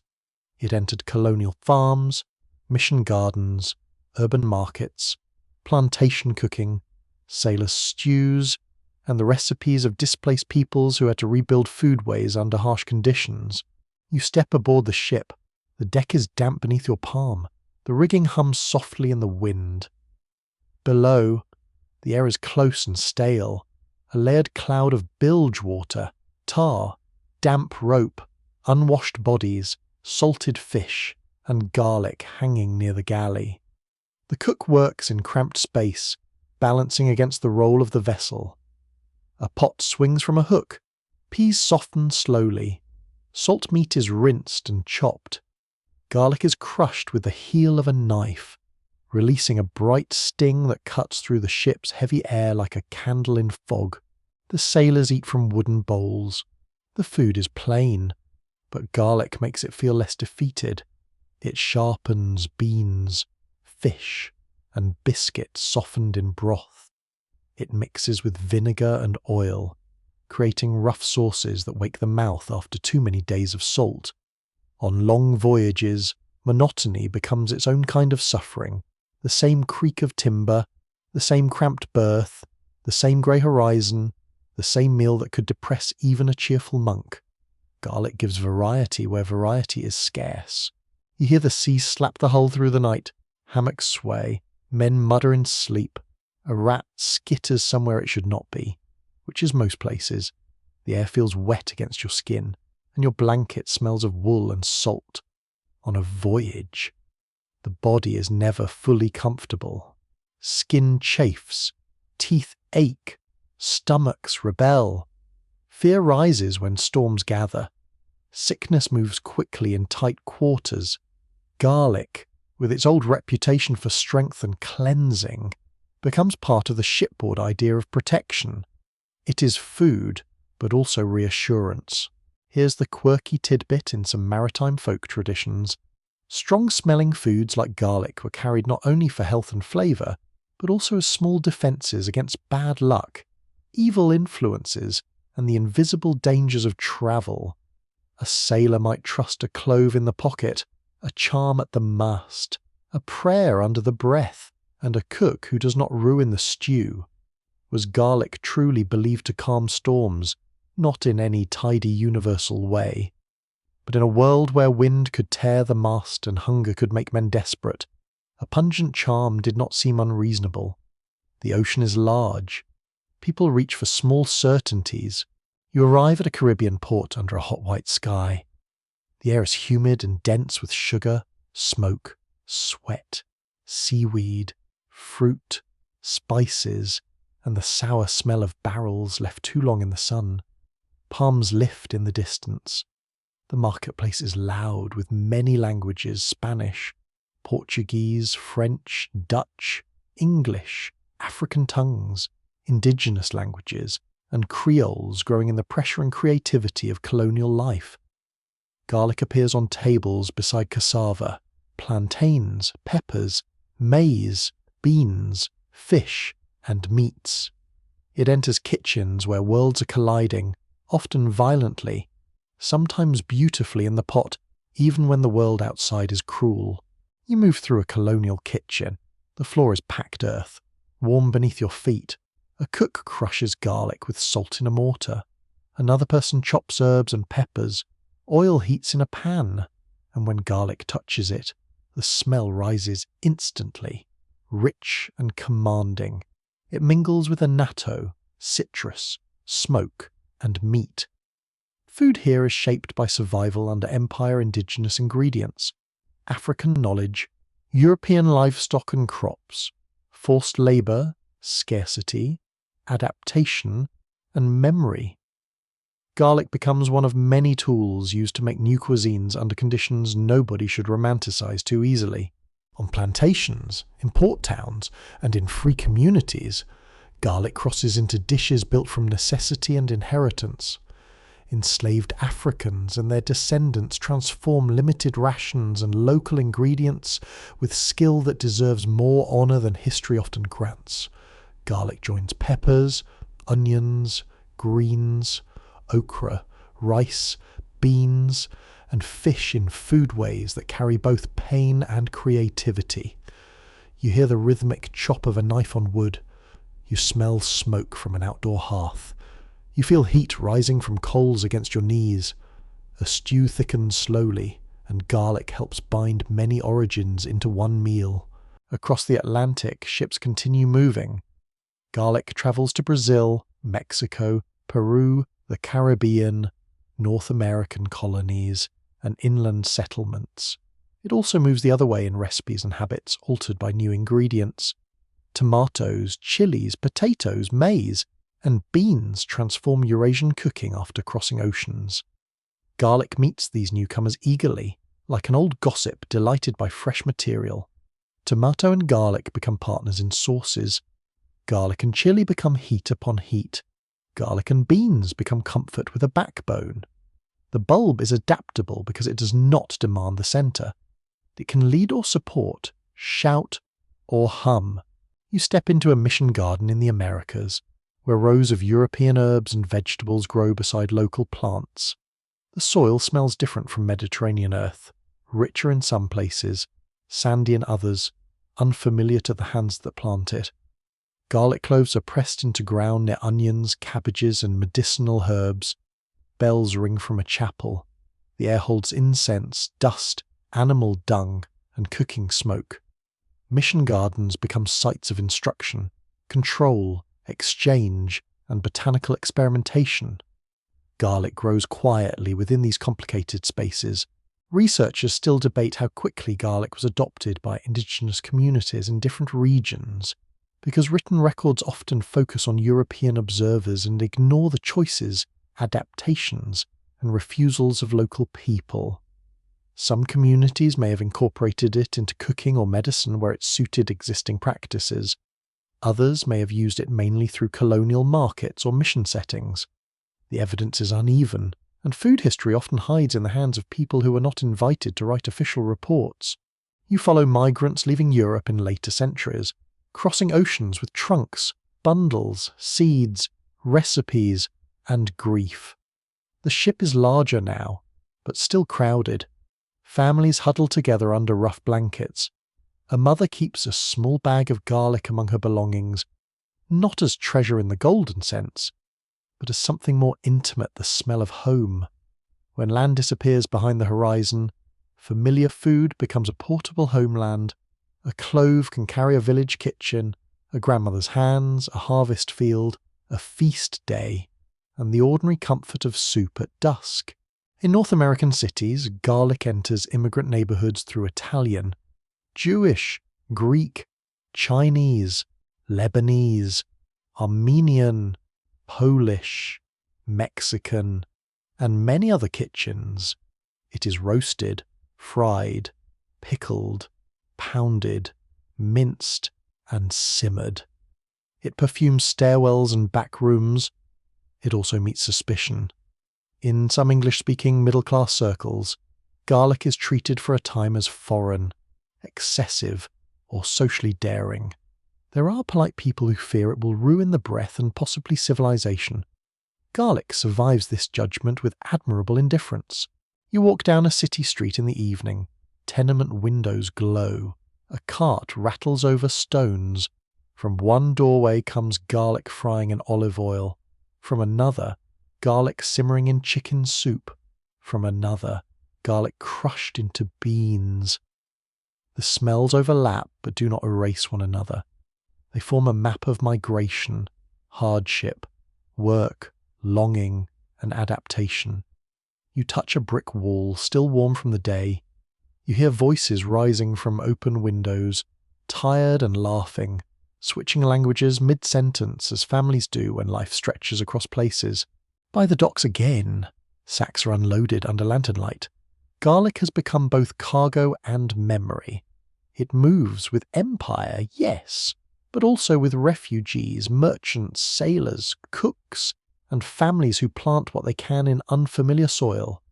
It is present in conquest and healing, displacement and belonging, poverty and celebration. Few ingredients carry such a mixed passport. Night settles over the harbour. The tide lifts the boats with a soft wooden groan. Garlic hangs in the galley, in market stalls, in immigrant kitchens, in mission plots, and in the pockets of travellers who trust its sharp little promise. You breathe the salt air and the warm scent of a distant meal. Somewhere, a clove is being peeled by tired hands. Somewhere, oil is beginning to shimmer. The bulb that crossed oceans has not become grand. It has become everywhere, which is far more powerful. You enter a village kitchen at the blue edge of dawn, when the house is still half asleep and the world outside is damp with mist. The floor is cool beneath your bare feet. A rooster coughs out a rough announcement from the yard, badly timed and deeply confident. Somewhere in the rafters, garlic hangs in pale braids, its skin's dry as old letters, stirring faintly when the door opens to the morning air. The hearth is being woken. Ash shifts softly under an iron poker. A few orange coals glow like sleepy eyes. Soon there is the scratch of kindling, the soft crackle of flame, the smell of smoke beginning to rise through the room. A hand reaches for a bulb of garlic, twists it from the braid, and breaks it open with a small wooden tap. The cloves fall into the palm like smooth ivory teeth. One is crushed with salt. The scent lifts at once, sharp, warm, and a little bossy, as garlic tends to be. Even before breakfast, it has opinions. Village life across many parts of the world has often treated garlic as both food and household medicine. That is a mainstream historical truth repeated in countless rural traditions.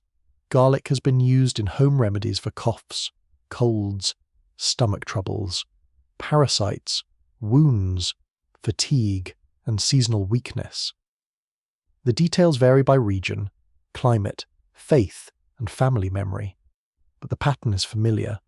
When doctors are distant, expensive, unavailable, or not yet trusted more than grandmother, the kitchen becomes the first clinic. You sit near the hearth while porridge thickens in a pot. Garlic is rubbed onto stale bread, stirred into broth, or warmed in fat until it softens. Its smell mingles with onions, damp wool, clay, sour milk, and the faint sweetness of stored apples. A child with a runny nose is wrapped in a blanket near the fire. An elder says garlic will open the chest. Someone else says it will frighten away the cold. Nobody asks for a peer-reviewed explanation, which is probably just as well at this hour. The remedy is familiar, and familiarity itself is comforting. In one household, garlic is chopped into honey for a cough. In another, it is steeped in milk. Somewhere else, cloves are simmered in soup, pressed into vinegar, or mashed with oil and herbs. The mixtures may be unpleasant, soothing, effective, symbolic, or all of those together, depending on the complaint and the courage of the patient. You hear a spoon scrape against a cup. The patient sniffs, grimaces, drinks, and receives the universal village instruction: stop making that face. It is good for you. The atmosphere is practical, not magical in the theatrical sense. Yet magic is never far away from practicality. A kitchen where people survive winter, birth children, preserve food, treat fevers, mend tools, and whisper worries is already a powerful place. Garlic sits among the useful objects: knife, bowl, salt jar, broom, needle, candle, prayer bead, charm, and recipe remembered without writing. It belongs to the old category of things that help, even when no one agrees exactly how. Historians still argue whether rural garlic remedies survived mainly through medical tradition, spiritual belief, repeated observation, or the simple fact that garlic was cheap and easy to grow. The answer changes from village to village. A healer might quote a learned text without owning a book, because ideas travel by mouth. A grandmother might know that garlic helps certain stomach troubles, because she has watched people recover. A charm maker might hang it near a cradle because the night feels safer that way. The bulb slips between explanation and experience as smoothly as oil in a pan. You walk outside into a kitchen garden. Dew wets your ankles. The soil is dark and crumbly between your fingers. Rows of cabbages, beans, medicinal herbs, and garlic shoots stand in the pale light. Bees sleep heavily in blossoms. A wooden fence leans at one corner with the dignity of something that has refused repair for years. Garlic grows without fuss. It asks for a clove, a patch of ground, patience, and a season. In return, it gives a harvest that can be dried, braided, stored, traded, cooked, and pressed into service when the body complains. At harvest time, the village smells different. Earth is dry, dust rises from the path, stalks are pulled and laid out to cure in shaded air. Hands rub away soil from the bulbs. The papery skins tighten as they dry. You feel their texture, fragile but protective, like little wrappers made by weather. Children are sent to help and immediately become distracted by beetles, sticks, and the important work of annoying each other. Adults braid the stems, tying food into a form that is also decoration, storage, and quiet pride. Garlic braids hang in kitchens, barns, shops, and storerooms. They are useful, but they also signal preparedness. A full braid says the household has thought about winter. It says soup will have flavour when gardens sleep. It says someone has bent over soil, cured the crop, and saved the strongest bulbs for planting. In village life, beauty often grows from usefulness. The curve of a basket, the shine of a worn ladle, the pattern of stacked firewood, the pale braid of garlic near the beam. Nothing is wasted, not even arrangement. Here is the quirky fringe tidbit in parts of rural Europe and the Mediterranean. Garlic was sometimes tucked into clothing, hung over beds, placed near doorways, or carried against the evil eye. In other places, it protected animals, guarded newborns, or helped identify hidden witchcraft, which feels like a lot of responsibility for something also destined for soup. These customs were not identical everywhere. Folk belief is gloriously untidy. Still, garlic's smell made it a natural guardian. It marked the air. It crossed a threshold before trouble could. You enter the cottage of a village healer. The room is crowded but orderly in a way only she understands. Dried flowers hang from beams. Bottles of oil sit beside bundles of yarrow, sage, mint, and wormwood. Garlic bulbs lie in a basket near the table. The healer's hands are rough, warm, and stained from plants. She listens more than she speaks. A man complains of stomach pain.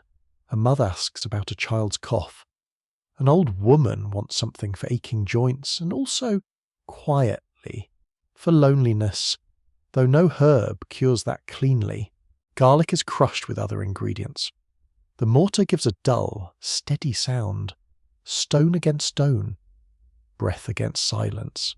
Outside. Rain begins tapping on the roof, first softly, then with a steady rhythm that makes the room feel smaller and safer. The healer may not separate body from spirit, or sickness from worry, or medicine from attention.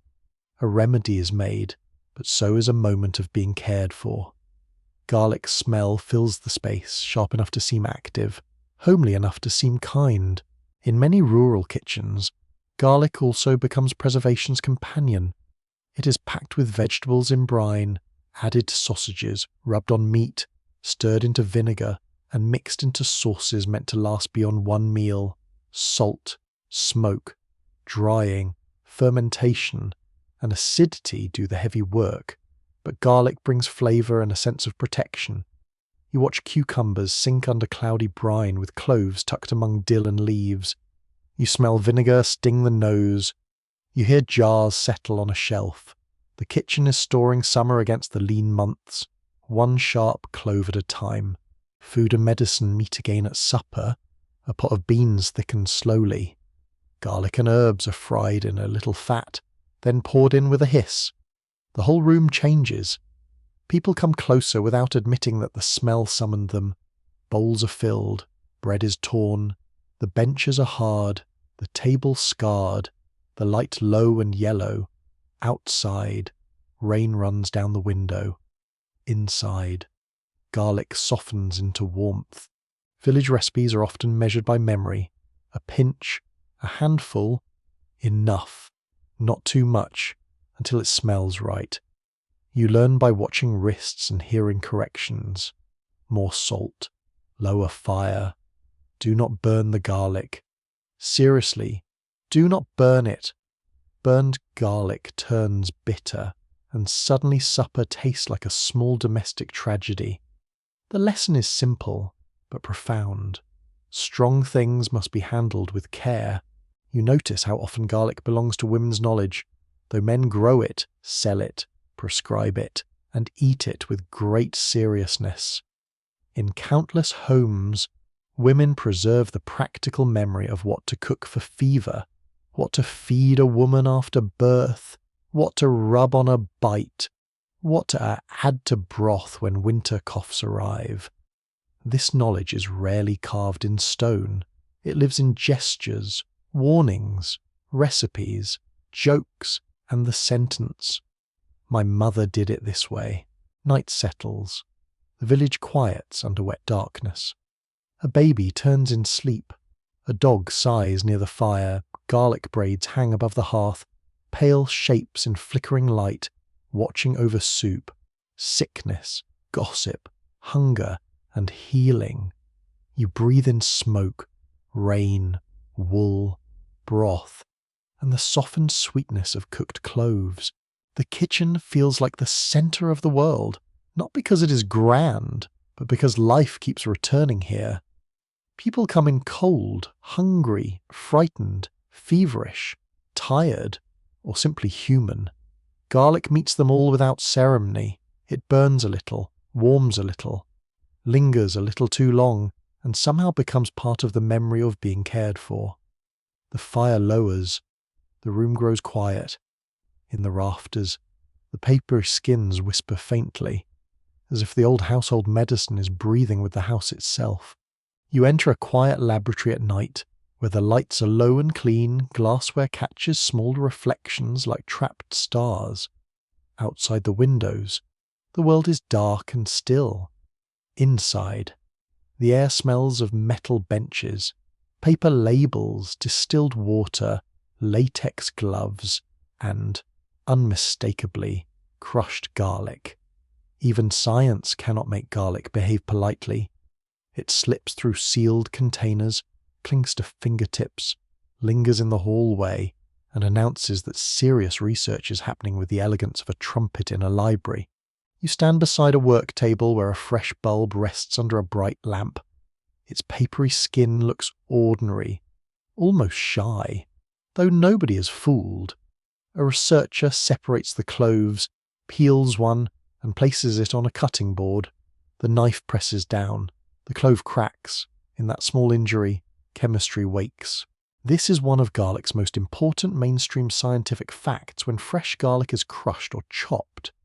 An enzyme called alliinase acts on a sulfur-containing compound called alliin, helping create allicin, the famous unstable molecule responsible for much of raw garlic's sharp smell and biological activity. The bulb does not simply contain its strongest scent fully formed, it makes it in response to damage. Garlic, apparently, has been running a tiny chemical security system under the skin all along. Not dramatic, just extremely efficient. You hear the soft tap of glass pipettes, the hum of a refrigerator, the faint whir of a machine measuring samples. The crushed clove releases a hot, green, sulphurous aroma that seems to climb straight behind your eyes. It is not the round sweetness of roasted garlic or the gentle perfume of a stew. It is raw, bright, almost electric. Your fingertips feel slightly sticky from the juice. The smell clings even after washing, because garlic is not interested in your boundaries. Modern researchers study garlic because people have trusted it for so long. Ancient confidence does not prove modern effectiveness, but it does offer a question worth asking. What is in this bulb? What happens when you eat it? Does it truly affect blood pressure, cholesterol, infections, immunity, digestion, or inflammation? Can one kitchen ingredient carry measurable benefits? Or has humanity simply been seasoning hope for thousands of years? The answer is careful, interesting, and less magical than advertising would like. Garlic contains sulfur compounds, trace minerals, sugars, fibers, and many minor substances that change depending on variety, soil, age, processing, cooking, and preparation. Raw garlic is chemically different from cooked garlic. Crushed garlic is different from whole garlic. Aged garlic extract is different from dried powder. Oil preparations are different again. Science quickly discovers that garlic is not one thing. It is a whole committee of things, and as usual, the committee has scheduling problems. You walk into a room where researchers analyze blood samples from a clinical trial. Papers lie in stacks. A coffee cup sits dangerously near a laptop, because even brilliant minds flirt with chaos. The atmosphere is focused but weary.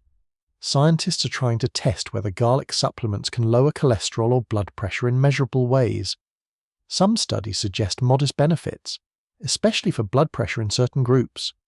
Other studies show smaller effects, inconsistent results, or problems with dosage and preparation. The bulb is promising, but not obedient. Medical historians and nutrition scientists still argue whether garlic's reputation as a heart-protective food comes mostly from real biological effects, from broader healthy diets that include it, or from centuries of cultural belief making the evidence feel stronger than it is. This uncertainty does not make garlic useless. It makes the story more honest. A clove in a pan is not a prescription tablet. A supplement bottle is not a miracle. Food can support health without becoming a tiny edible superhero. Cape not included. You lean closer as a researcher opens a container of aged garlic extract. The smell is softer, less fierce, almost sweet, with a dark fermented edge. Aged preparations are often studied because some unstable sulfur compounds transform into more stable ones over time. These compounds may be easier to measure and tolerate. Raw garlic can upset the stomach, burn the mouth, irritate skin, and make social distancing occur naturally, even without public health guidance. Aged extracts, by comparison, are calmer. Garlic has apparently learned meditation in a bottle, yet the raw clove remains the most dramatic teacher. When crushed, allicin forms quickly, but it also breaks down into other sulfur compounds. Heat changes the process. If garlic is chopped and immediately fried hard, some enzyme activity can be reduced. If it rests briefly after chopping, more transformation may occur before cooking. This is why some cooks, without using laboratory language, developed habits that accidentally respect chemistry. Crush, wait a little, then cook gently. The kitchen and the lab nod to each other across the centuries. You move into an older scientific scene, where early researchers in the 20th century begin isolating and naming garlic's active compounds. The room is less sleek than the modern lab. Glass bottles are heavier, notes are handwritten, the air smells of solvents, paper, dust, and pungent extracts.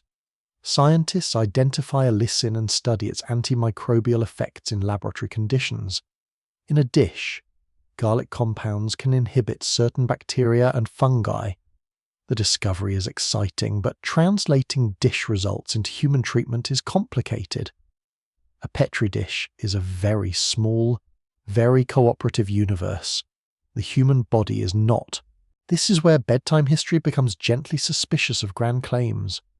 Garlic may show antimicrobial activity in the lab, but that does not mean rubbing it on every problem is wise. Raw garlic on skin can cause burns. Eating huge amounts can irritate the digestive tract.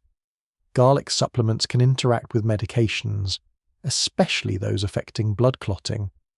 The old bulb is powerful enough to deserve respect, which includes not treating it like a magical sticker for the body. Still, you can understand why the research continues. Garlic sits at the intersection of food, medicine, culture, and chemistry. It is cheap, familiar, widely consumed, and chemically lively. Public health researchers are especially interested in foods that might offer small benefits over long periods.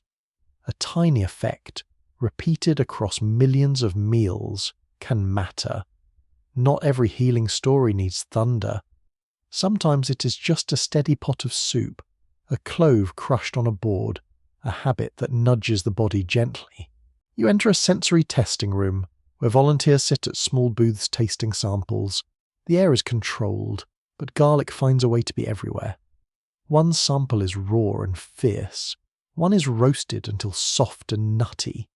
One is black garlic, dark, sticky, sweet, and tangy from slow aging under warm, humid conditions.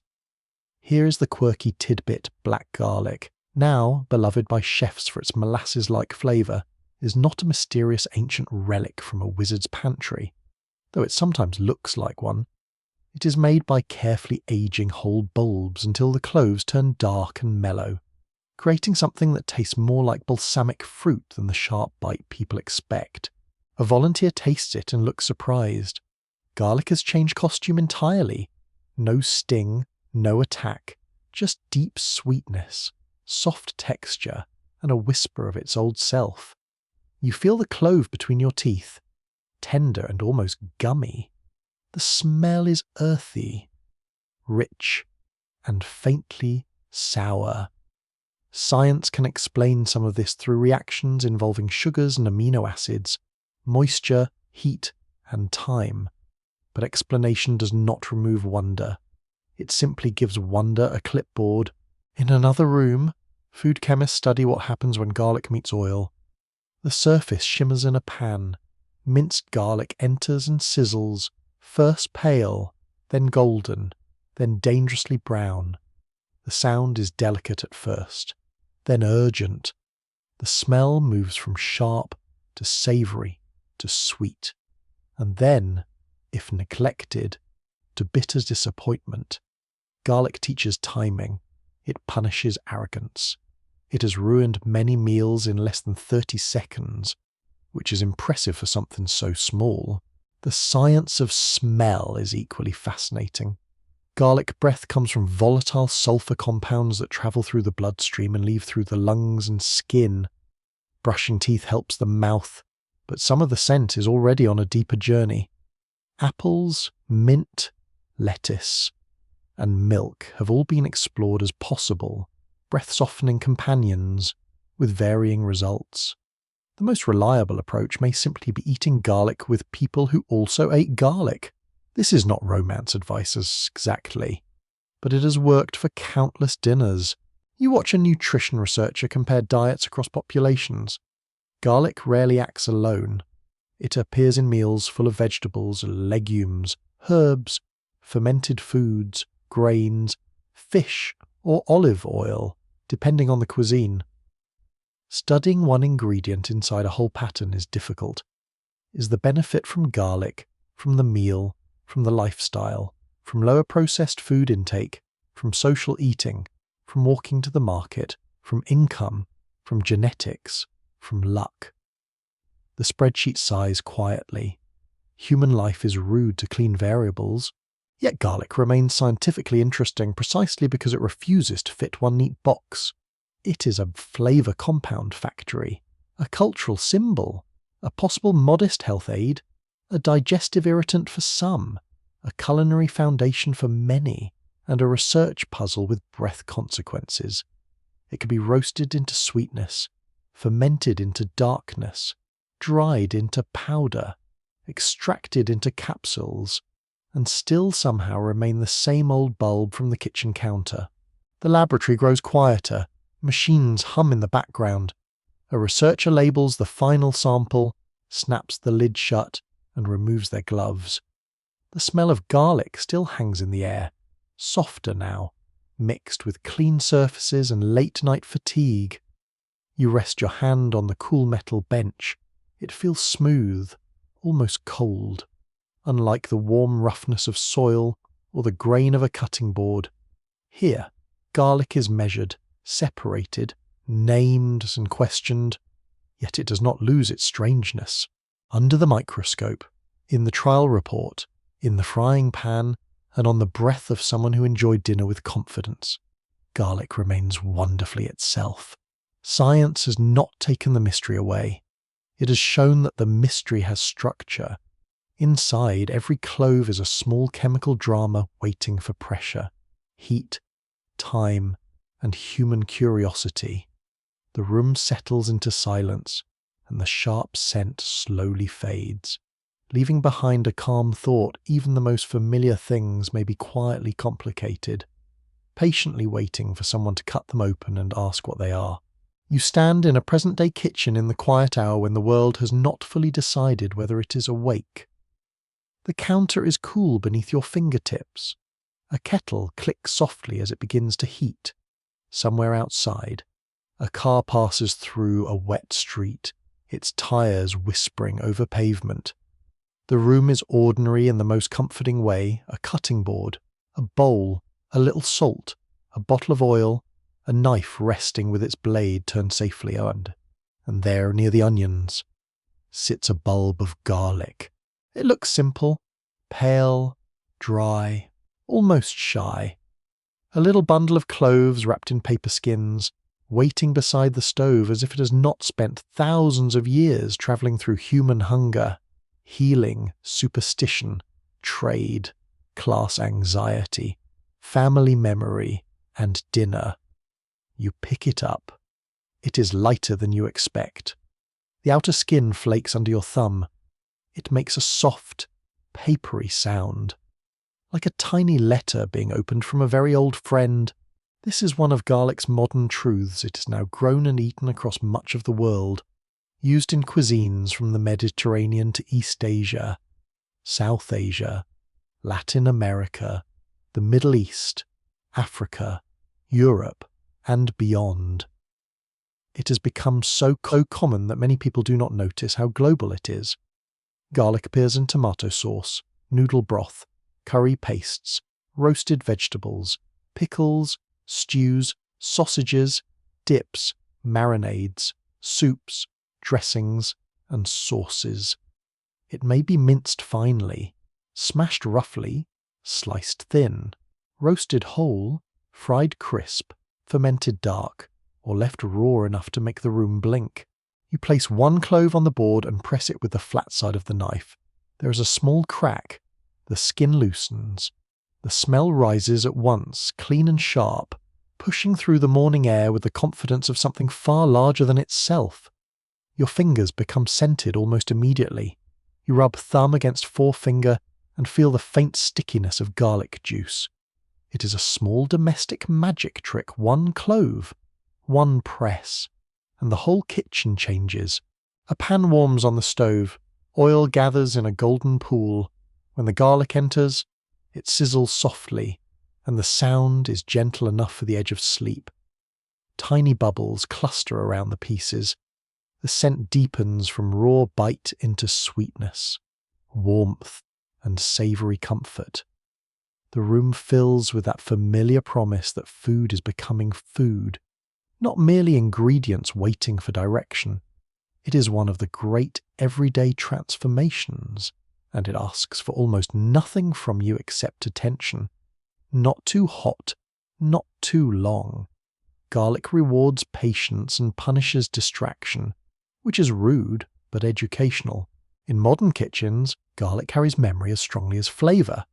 For one person, it smells like Sunday sauce simmering in a family apartment. For another, like fish steamed with ginger and scallions. For another, like lentils tempered in hot oil, or chicken soup, or roadside noodles, or roasted lamb, or beans cooked until soft in a clay pot. Garlic does not belong to one people, one language, one religion, or one table. It adapts. It leans into whatever surrounds it. It becomes local without losing its bite. You open a refrigerator and find jars that tell quiet stories. Chili garlic paste, pickled garlic, toom, aioli, garlic chutney, black garlic, garlic dill pickles. A container of leftovers that will be either wonderful or suspicious tomorrow. The cold air brushes your wrist. Bottles clink faintly in the door. Somewhere in the room, the pan keeps whispering. Even in a modern home full of machines, garlic still needs the oldest gestures: peel, crush, chop, smell, taste, adjust. Here is the quirky modern tidbit: entire festivals have been built around garlic, with garlic ice cream, garlic candies, garlic contests, garlic braids, garlic costumes, and people willingly gathering in public to celebrate breath so powerful it should probably have its own weather report. It sounds absurd, and it is delightfully. Yet the silliness makes sense. People make festivals for things that bind them together: harvests, saints, seasons, local pride. Why not garlic a bulb that can turn a field, a kitchen, and a crowd into a shared joke has earned its parade? You walk through a farmer's market in late morning. The air is bright and busy. Canvas stalls flap in the breeze. Vendors call gently over baskets of herbs, tomatoes, potatoes, greens, fruit, honey, eggs, and bread. Garlic appears in many forms: white bulbs, purple-striped bulbs, small fierce bulbs, elephant garlic that looks impressive while quietly belonging to a different allium identity crisis. You lift a bulb and feel its firmness. A good one is heavy for its size, dry-skinned, tight, not sprouting too much. Nearby, someone asks which variety is best for roasting. Someone else wants a strong one for pickles. Garlic invites opinions as easily as it invites appetite. Home gardeners love it because it is patient. You tuck individual cloves into soil during the cool season, point upward, root end down, with enough space to swell in darkness. For months, very little drama is visible. Green shoots appear, then stems, perhaps curled scapes that can be cut and cooked. Underground, the bulb divides and forms. It is a quiet crop, not showy like tomatoes, not dramatic like climbing beans. Garlic's work is hidden. The kitchen receives the result long after the soil has done its slow thinking. Cooks debate varieties, timing, crushing methods, storage, and whether a recipe's 1 clove is a serious instruction or a polite fiction. You already know the answer in many households. 1 clove means 3, 2 cloves means 5. Measure with the heart, as long as the heart understands consequences. Garlic can overwhelm, it can turn bitter, it can flatten delicate flavours if used without care, but in the right amount, it gives a dish depth that feels older than the recipe. Scholars are still unsure exactly how much of garlic's enduring reputation comes from measurable health effects. How much comes from flavour making simple food more nourishing in practice, and how much comes from cultural memory repeating itself through kitchens. This uncertainty is not disappointing, it is fitting. Garlic has always lived between categories. It is food, medicine, symbol, crop, smell, memory, nuisance, comfort, and charm. To demand only one identity from it would be like asking rain to be only water, never mood. You sit at table while soup simmers. Steam clouds the window. The spoon feels warm in your hand. Garlic has softened into the broth until it no longer shouts. It hums beneath everything, giving the vegetables roundness, giving the liquid body, giving the room a sense of being cared for. Outside, the day may be loud and hurried. Inside, the soup moves slowly. Bubbles rise and break with soft sounds. A towel hangs over the oven handle. A chair creaks as you settle back. Modern science may measure compounds, gardeners may select varieties, cooks may argue over technique, and families may guard recipes. But the deepest reason garlic remains is simpler. It helps ordinary food feel complete. It makes cheap ingredients generous.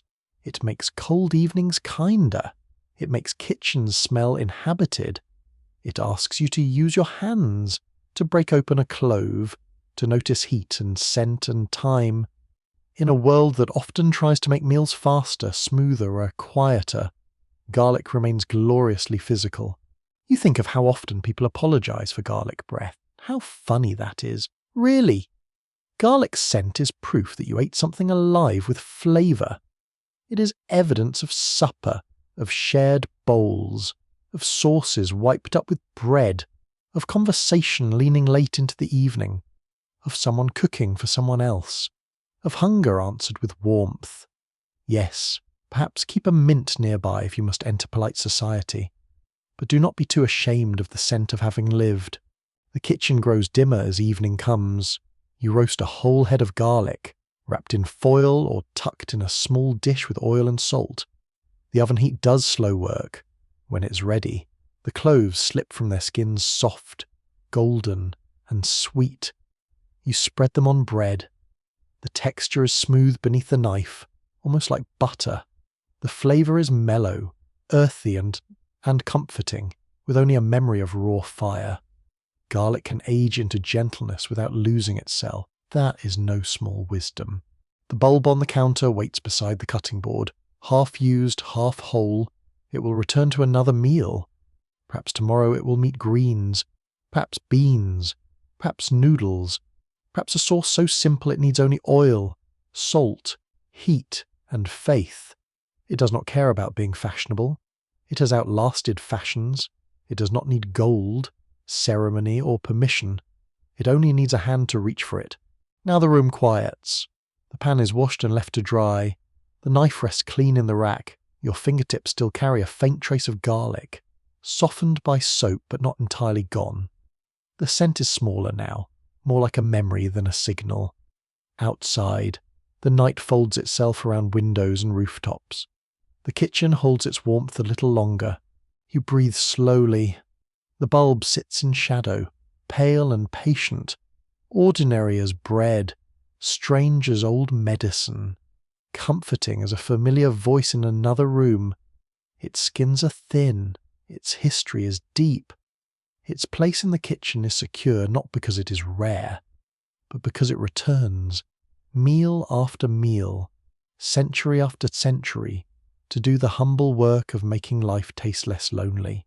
The light lowers, and everything becomes softer. The counter cools. The last scent of roasted garlic drifts through the room with the faint sweetness of oil and warm bread. Your shoulders loosen. The house settles into small sounds, a pipe ticking, a curtain moving, the quiet breath of night at the glass. You do not need to hold the whole long human story now. You can let it rest inside one small clove, wrapped and silent, waiting for morning. The fields are still, the markets are closed, the fires are low. Somewhere, in kitchens across the sleeping world, garlic waits in baskets and bowls, in braids and jars, ready to become warmth again, and you too may rest gently, with the soft old comfort of food, memory, and darkness.